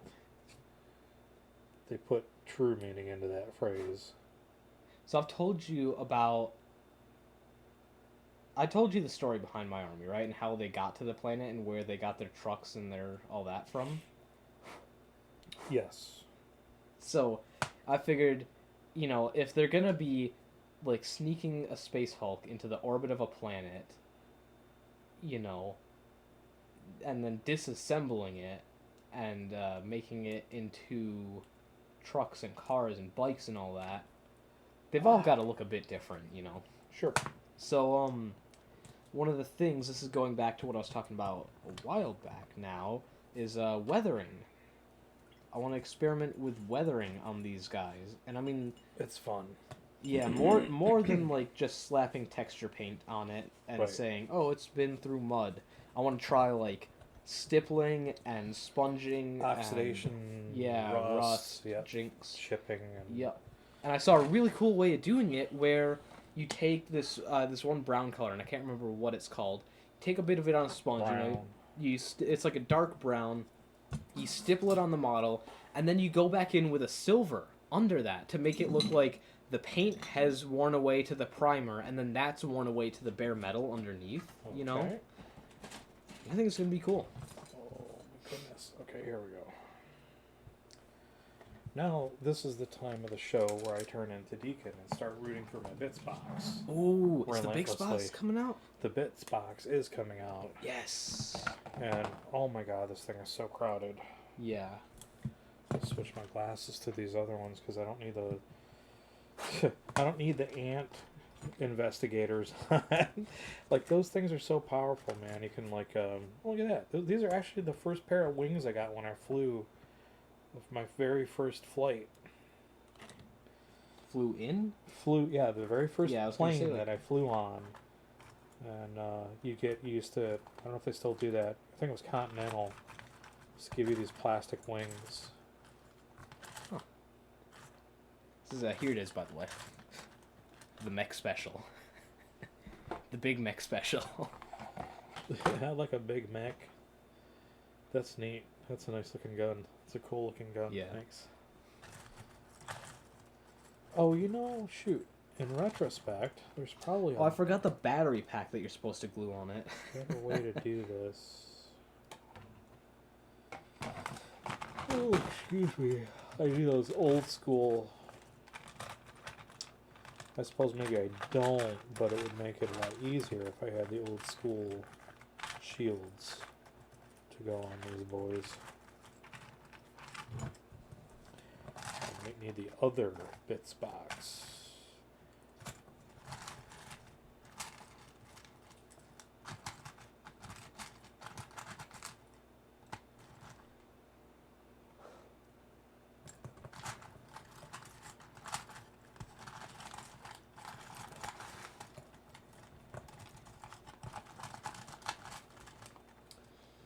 Alright, 32 and 33. Yeah, let's see. 2 of those.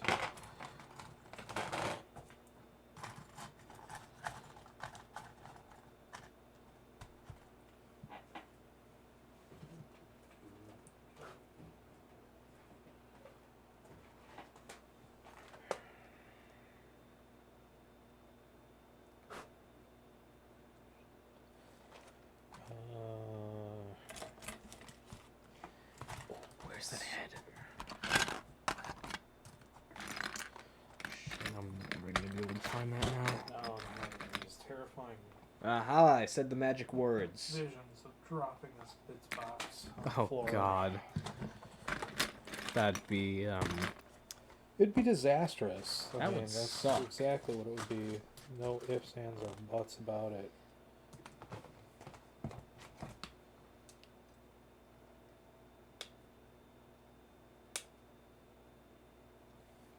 That's kind of cool.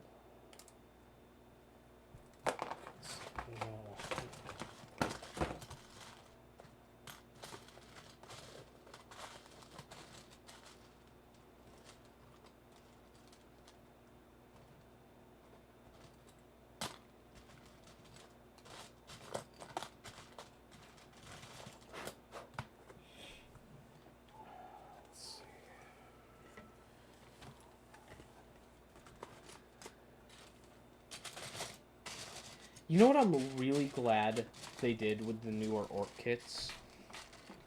What's that? They didn't really, like, change... you know the orc standing position? Well, I mean... Like, the you know, GW, like 40k orcs standing kind of, like, hunched over, you know? Well, so I was sorting through all those older ones. Mm-hmm. So that's the position, that's the pose I have stuck in my head.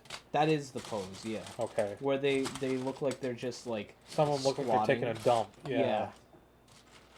So, those are still kind of the standard orc pose. Okay. They, instead of saying, like, oh, yeah, we just didn't have the best models back then, they went with the excuse of, like, oh, well, actually, the orcs, all the orcs are hunched over. That's just how orcs are. So if they stood up, they'd be bigger, but they're not. Lame sauce. Yeah. So what they did that I kind of like is they didn't actually change that pose. The newer orcs still have that kind of, like, hunched over pose, but they changed it to a point where it looks like they're actually, like, like they're like this. They got, like, a hunchback, they're hunched over, not like, oh, I'm taking a dump. Yeah. So...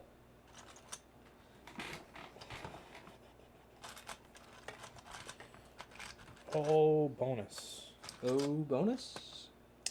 Yeah, I just found a bunch of primed shields. Nice. That will fit these gobos. So I won't really... I could pull some out of here and take, make my choice.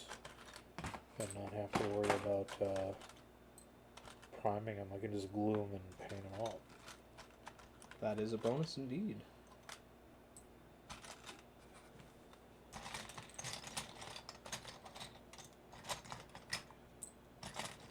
Ooh, that's so many choices.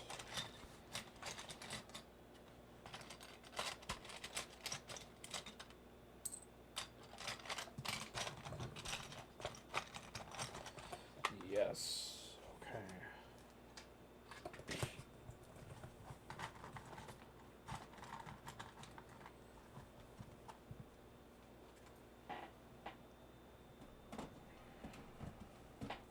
Okay.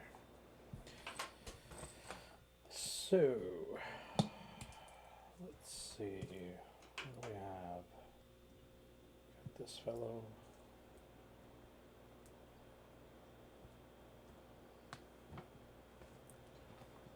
And we've got this fellow. Do these heads even fit on there?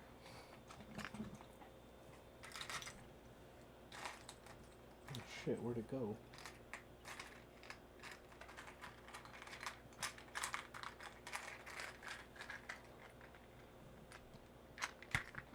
That's a good one. Huh. Is it here?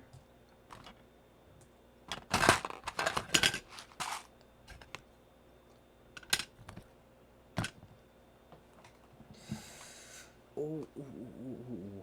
Fuck. I think, I hate when that happens. for my money's worth, I'm gonna go with those. Is this it? That's not it. Oh, okay. You know what we should My get at some whole point? leg has fallen asleep. Hmm? Your leg is falling asleep. Yeah. That's weird. Like, No, does that ever not happen really. while you're sitting here? I was sitting like this. Oh, I was pressing it down okay. weird. Yeah. So. What should we get? Blue tack. Yeah. Balls. That doesn't have a. Shite. I picked the two that don't have the freaking holes pre-drilled in them. That sucks. Are you getting out the pin vise? Well, even the ones that do kind of might not work.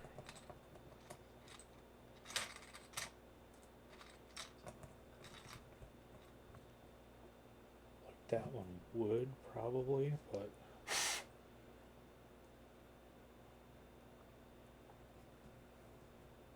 Where? Oh, there. Yeah. Now, where does this go in? that's what I need. Is that kind of thing.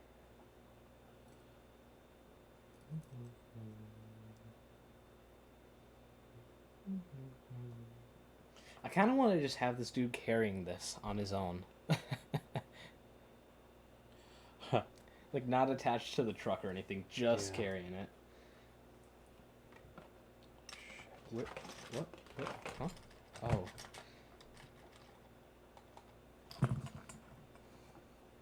This should be an easy enough fix, actually. Alright, so let's see. I think what I'll do in this case.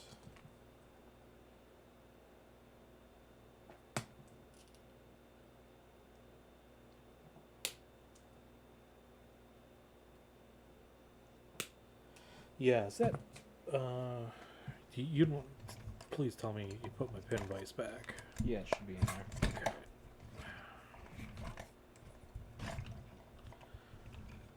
Yeah, okay.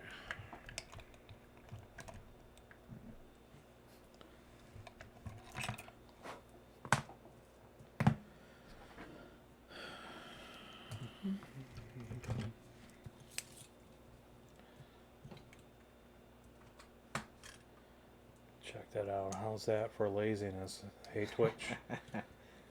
It's like, Okay, that works. That's easy. actually, it's pretty smart. I was thinking, like, because. No, sorry, No, I was no. talking about the small. No, I know, but I was Oh. just following up on my own comment about laziness because. I mean, I could get up and reach over the bench, but that's the whole point of like having the tools to make this shit easier. All right. So what I'm gonna do here is I'm gonna drill some pilot holes on the back of the shield, or shields, I should say. You know, okay. I'm not going to use this set. This set's going to be too small. What did I just break off there? I am going to use it's the other set. So the question is, can I actually retrieve it from here? That's so cool. Haha, look at that, Deacon. Whoa! Still. It worked. I'll take it. That's all I get this old school GW pin vise out. I love this thing.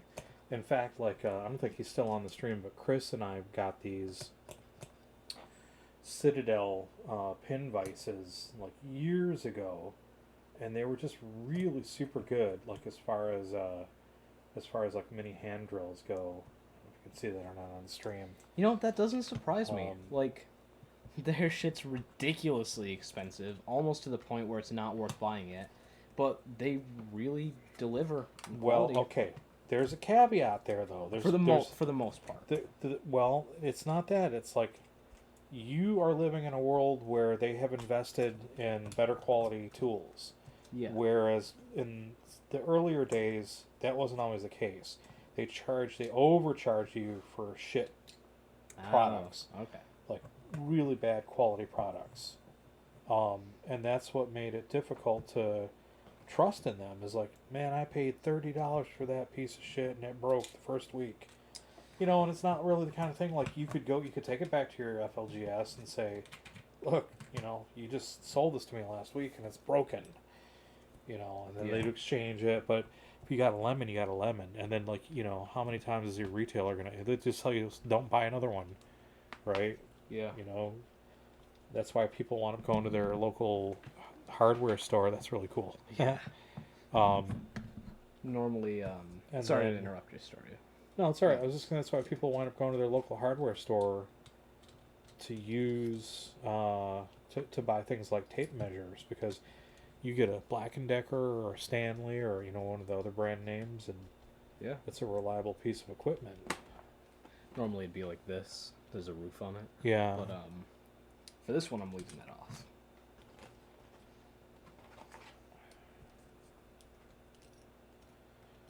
I just feel like a surgeon when I'm putting this thing on.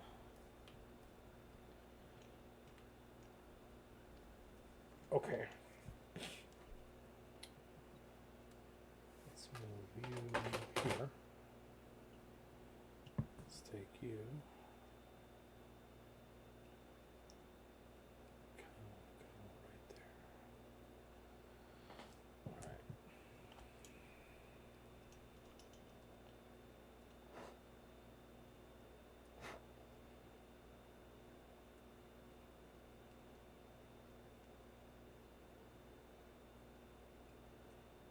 Now this is like delicate precision surgery, because I don't want to go all the way through this. Yeah. But I do need to get a hole big enough.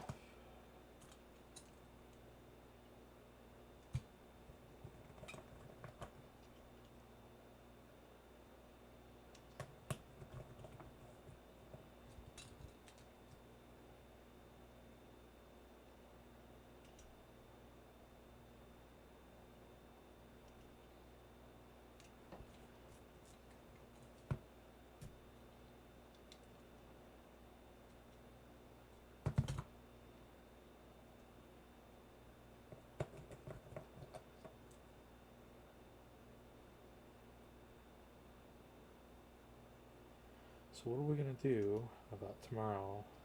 That's a good question. We still haven't even... We got to look at that book. No, we don't. Why? Canceling it, remember? Oh, we are? Yeah. You were there for that conversation. Actually, no, I missed that part of it. I didn't realize that we had settled on that as an option. Yeah, well, we settled on that as an option. Okay. As the option, I should say. I'll take your word for it. So we're going to do it sometime when it's not as horrible and nasty out. Fair enough. We're still doing the big birthday dinner, though, right? Yep. Good, because that's super exciting.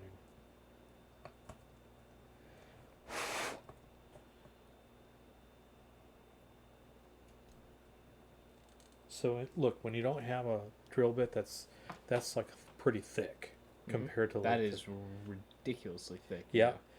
And I need to go wider than that, but you can't. Why? So what you do is you create because look at how thick. Oh, I see.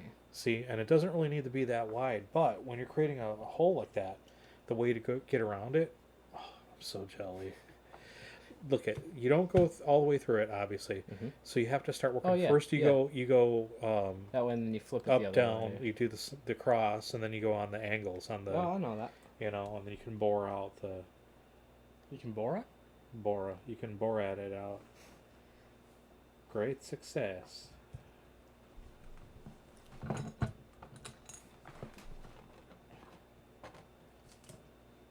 a certain point, I'm hoping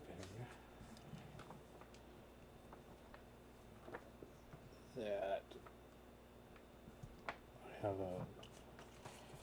a hole wide enough, just deep enough that it'll. Well, there's the first one done. The Boondocka Snazwagon. I still fucking love saying that. It's so fun. It is a really cool vehicle. Hmm? I said it is a really cool vehicle. Not only that, but like the name is just so fun. So let's see.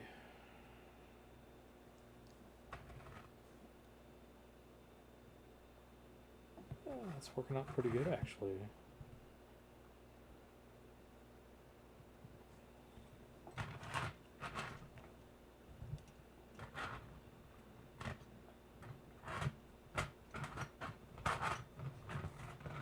You know what I've realized? That I'm awesome. It's a lot harder to move a model around by the base when it's not actually glued to the base. Okay. Yeah, no, that's it. It took me a lot of effort to try and move this thing around. And then I realized, oh yeah, it's because I'm just turning the model, not the base.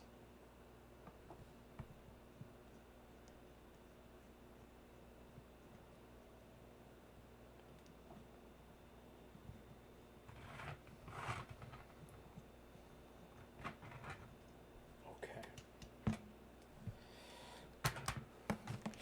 Time to put on the giganto goggles again. Oh, it's 10:11 already. Holy crap.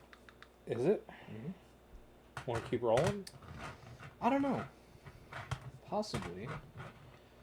I don't mind. Did say that I was going to hop on a call with a friend later, and I also want to put on music because I need music. I can understand that. For me, I don't really mind. I could just keep going because this is starting to really come along nicely here. And when that happens, usually that's when I become like sort of like loath to cut the stream off. But you know, Yeah. this is a partnership. It is a co-hosted stream, so you know, I don't want to deadlock into. I want to stay on. I don't want to stay on. So in order to solve that, I'm kicking you off the stream. I see. I see how it is. But hey, you know, think of it this way. At least I didn't stream on my own last weekend. Yeah. Riding on the coattails of our like global fame. Our global fame? Yeah, that was a joke. Yeah.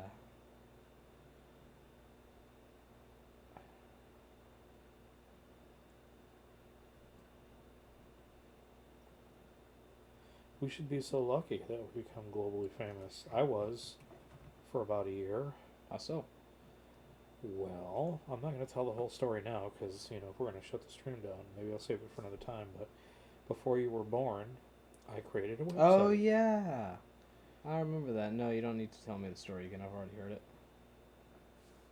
Thanks, son. Yeah, no problem, man.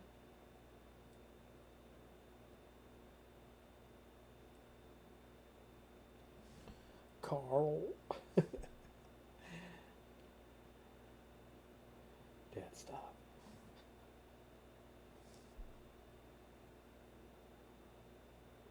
Today I had to send a coworker 5 factoids about myself because they're doing like a mock trivia sort of thing during this big team meeting. So like, send us 5 factoids about yourself. And I think it's gonna be like trivia, like they're gonna say it. They're gonna say one of the factoids, and they're gonna Like 2 truths and a lie type of thing? try to figure out who it is. Oh, no, yeah, no, okay. they didn't No, want that makes sense. They didn't. I don't think nobody specifically said 2 truths and a lie, but they actually asked for facts. You know, factoids. So I don't think they're going down that route because I had some good ones I could have slipped in there, but I had some good ones that I put in there that, like, you know, they're already gonna have a hard enough time believing, like, oh, for real? Yeah, for real. Like, for real, real? Oh man, what is up with this? That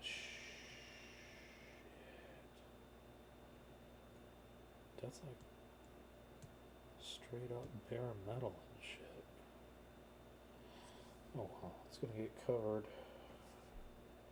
by a shield.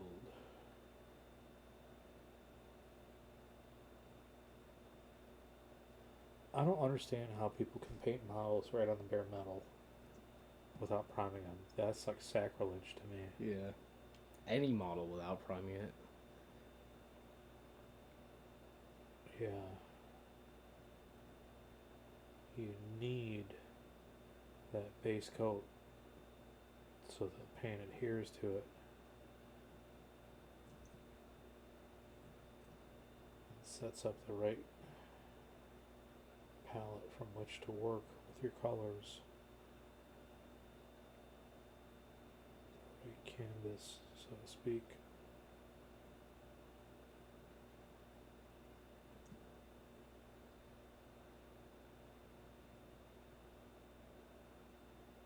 What are you thinking, Capitan?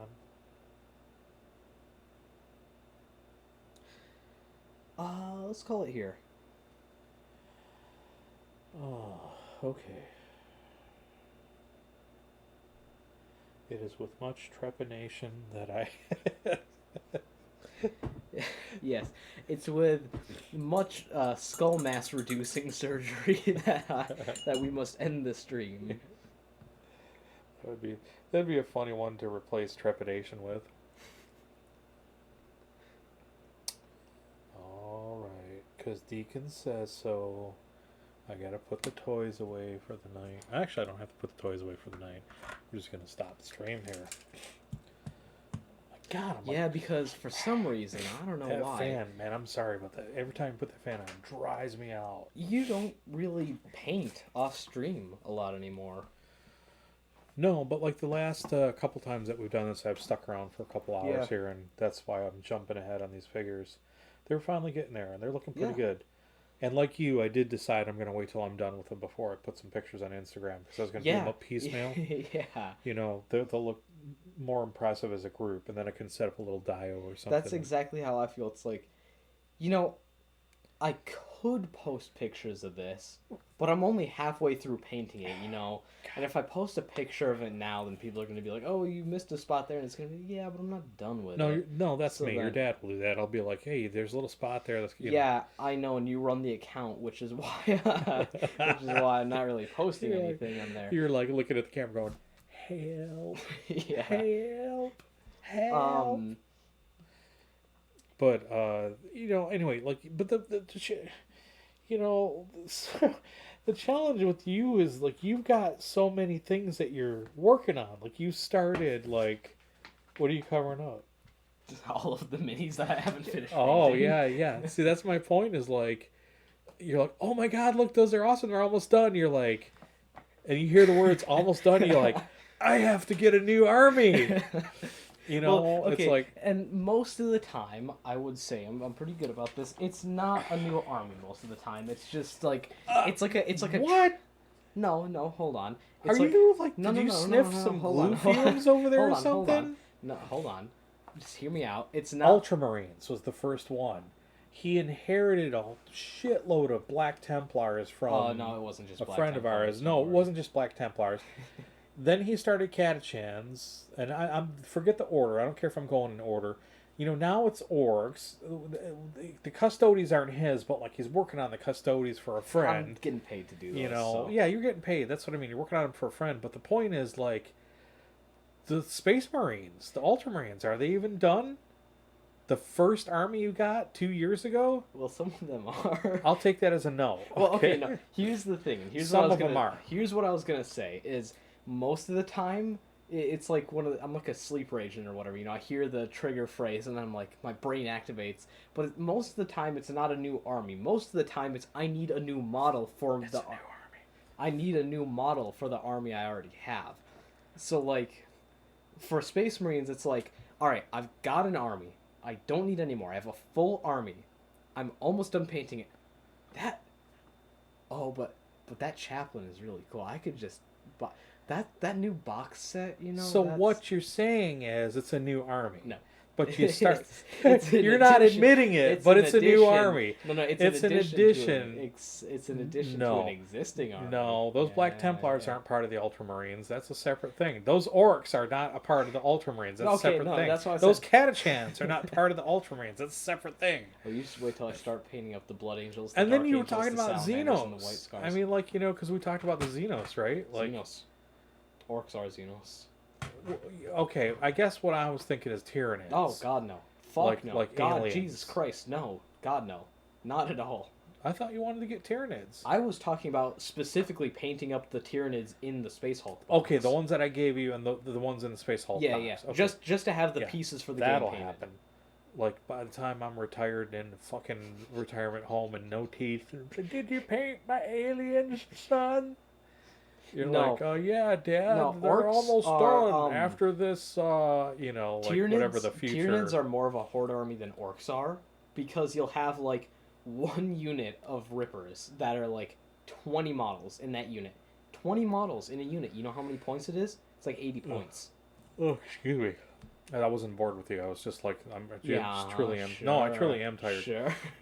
But like, you know, I mean, Tyranids are spray paint Yep. or airbrush, you know, and then highlights or whatever, you know. I mean, like they should be easy to. Like I said, I want 3 done alien style. I know you talked about doing them in another scheme, and I really like that scheme. You're talking about those still.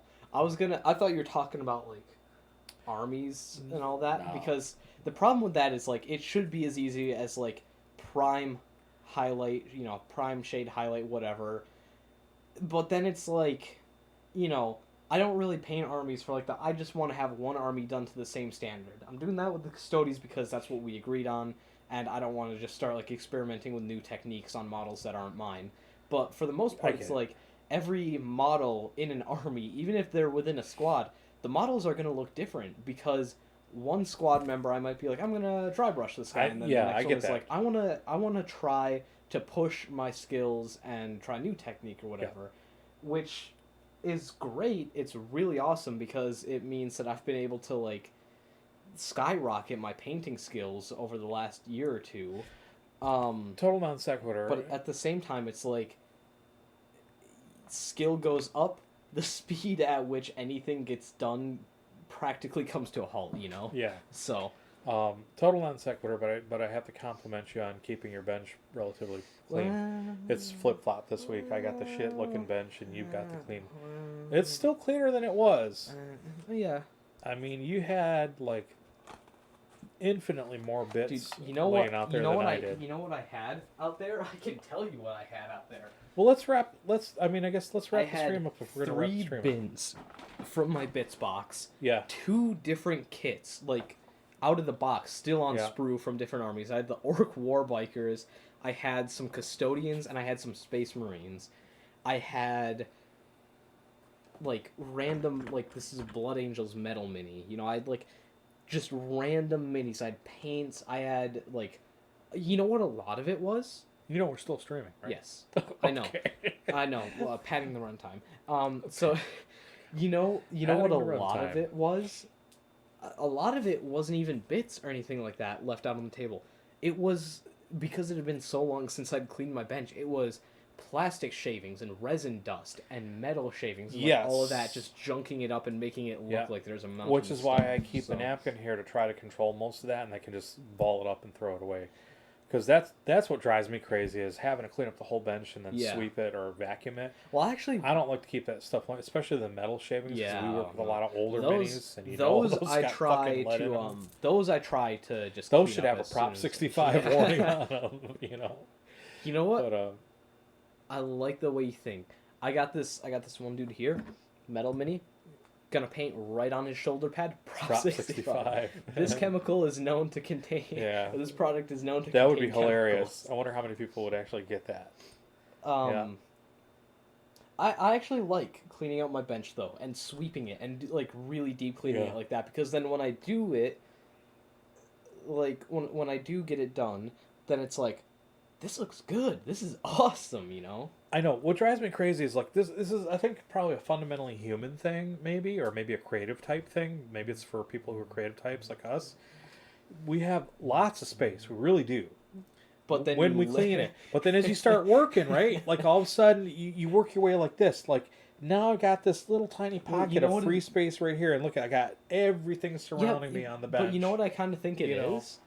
You only really use this space. Like even when your bench is clean, you only really use that space because it's not like that's true. It's not like you got all the space back here and you got your mini back here and you're painting it behind the lamp. You're painting it where it's close, where you can see it, and where it's comfortable. And then you tend to congregate the things that you need the most right here. Yeah. You know?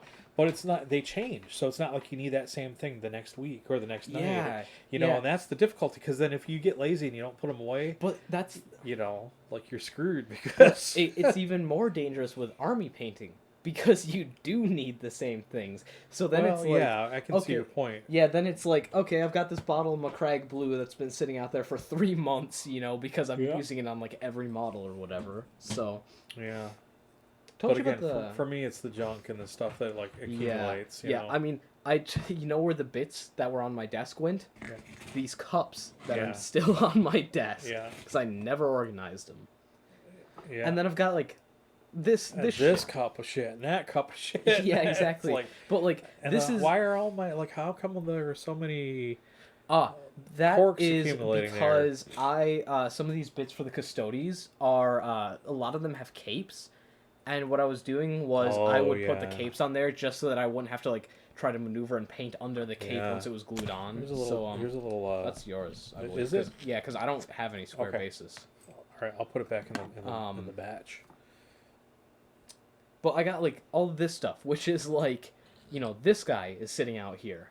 You know? This one Space Marine captain. And then there's, like, you know, a couple servitors that I was working on kit bashing. And it's all this stuff where it's, like, you know, I'm working on it, and I'll just grab a random mini that I like for that day, and I'll want to work on it that night, you know? And then, once I'm done painting it for the night, you know, maybe I want to paint it the next day. I don't know, so I'll put it over here. Yeah. And then like a month later, it's still there, and I still haven't touched it, but I don't want to put it back in case I want to paint it later, which is. You know. Well, again, for me, I'm not a neat freak. No, yeah. Let me say that, but you don't like when things are like dirty. I think things are dirty. You know, and then like if I have to climb over stuff to get to my space, that's when it becomes irritating. And I'm really impressed that you got your bench, I gotta do that, but like.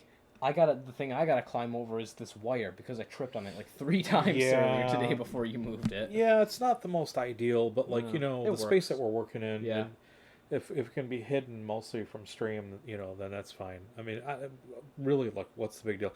We're not trying to act like we're like a big studio, right? We're not. Well, not now, but like we don't have the mega bucks to have hidden wires and wireless and. Like Critical Role with their, whatever their $1 million budget is in the LA production studio. Hold on. Good for them, whatever. But Matt like Mercer? Matt who? Matt's Mercer.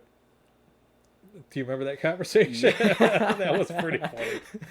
That was hilarious. The nice gentleman that we met at Camehole Con when he and Alex Cameron were sitting in the. Shit. When we were in the line at Ian's Pizza to get pizza, and Alex Cameron came up behind us, and Matt Mercer was there, and you were there, and he was with Alex, and they were getting pizza, and you were like, "It's Matt Mercer, it's Matt Mercer." You were like, "What's his name?" This is Kyle on South Park. Holy shit, it's Jesus! Holy shit, it's Jesus! Look, it's Jesus! Like you kept saying that over and over. I'm gonna go to one of those like shady Chinese T-shirt sites where you can make your own T-shirt. Maybe it'll get shipped to you. Who knows? And I'm just gonna get that. I'm gonna get the slogan. You're gonna steal my idea from me. Your idea? Yeah, it wasn't my idea. We can do the playback on that. I'm willing to bet you $50. I'm a mod, right? I can delete the VOD. Not funny. Right. That was pretty hilarious, though. That was funny. Yeah. And I don't even remember if we said it on the screen. We couldn't really say it, but we were like, yeah, maybe we did when I was feeling really like cocky one day. But anyway, well, should we wrap it here? or Yes, just keep going. sure. I mean, we said this 20 minutes ago. This is like what happened when Carl came on. Yeah, We said we were gonna wrap yeah, up, and but then then right when we go to wrap up, somebody will pop in the chat. Anyway, thanks for tuning in. If you're out there lurking, we hope we made you laugh this evening. Maybe you got some of the jokes, maybe you didn't. If you didn't, you need to go back and watch our VODs. We got some pretty funny stuff there, and a lot of things that we were referencing tonight, particularly the Matt Mercer as my friend. Reference, sure, which goes back to your previous episode, sure. which is really kind of funny. We do like Matt Mercer, though. We've got He's nothing awesome. against him. Actually, we were like just we in, said, we I was met him feeling at like GameholeCon, and yeah, he's a cool dude. yeah. But anyway, you know, check out the VODs on our Twitch page. They're there. If you're on YouTube, if you know, I mean, like, this is kind of like a catch-22 or a what came first, chicken or the egg. So if you're not able to watch live and you're catching us on YouTube, thank you. We appreciate you checking it out. Follow us, like the channel on YouTube. And then or if you're on Twitch and you just want to go to YouTube, it's pretty much the same thing that you're going to find on the VODs here on our About page. We may get to the point where we start uploading other content for YouTube alone. But you know, we're a little ways from that. We're a little lazy. We are a little lazy. We're a lot lazy. And, very lazy indeed. We got to come up with some new ideas for YouTube, like the medieval weapons testing segment we talked about doing. Well, I mean, that's mainly riding on the response that we get from the Cub Scouts. You know, when we hear back from them. That's true. So. Yep. Local chapter, Cave Goblins, 1/3, or you know, I'm Boy Scouts or Cub Scouts. Check us out on Twitter. We are at Tavern_Black. Hey, we did. We did it. We synced up on that. And then we're on Instagram at Black Dragon Tavern Online. Facebook is simply Black Dragon Tavern. We got Discord. We have the Discord, and that's like the YouTube link Yep. that's on our Twitch About page under our socials banners. And you know what? I'm going to make a promise here. It might get updated sometime this year. So, this year. Something's going to happen sometime, somewhere. Yeah. I'm sure something political is going to happen. Quote of the century. Yeah. And I think that's it for this episode, episode 32. Tune in tomorrow night. Actually, no, we won't be here tomorrow night. We're doing next Friday. Celebration for my lovely wife's birthday tomorrow, Deacon's mom. So we will be having a fancy dinner, thinking about all of our Twitch viewers while we have some nice Italian food. No offense, everybody in chat is lovely. I got bigger. I got bigger food on my plate to eat. You got more important stuff to eat than your followers. Stuff. Okay. Yeah, that just sounded weird. Yeah. But anyway, you know, tune in next Friday, 8 p.m. to 10 p.m. Central, or whenever we feel like stopping the thread. Yeah. And then, you know, probably next Saturday we'll stream as well. Tune in. We need to do something from the Battle Zone again. We need to play another game, another board game or something. Tune in whenever we stream again. And the date is questionable. Yeah, I've been really bad about like posting up the Facebook events. Yeah, I waited till the last minute, literally, to do this one. But you know, it's all good. Whatever. People know. They know where we're at, and we need to expand our horizons. So if you have friends that are on Twitch, tell them about us. Tell them check us out. You know, we'd love some feedback. We'd love to hear what you have to think. You know, what would you want to see on the show? Tell us what you want to see. Tell us what you want us to talk about. Or better yet, tune in, jump into the chat room, and chat with us. Until next week, we'll see you. Have a good night. Thanks, everybody. I'm going to try to shut this down from here on... let's see if it holds up. Hang on, Deacon. Let's just give it a little bit of... Oh, it's going to play... Hold on. It's going to play stupid with me now. See, chat, this is the pain in the ass about the mobile. You want me to end it? No, let me see if I can at least connect. Let's see if it's on here. Good night. Goodbye.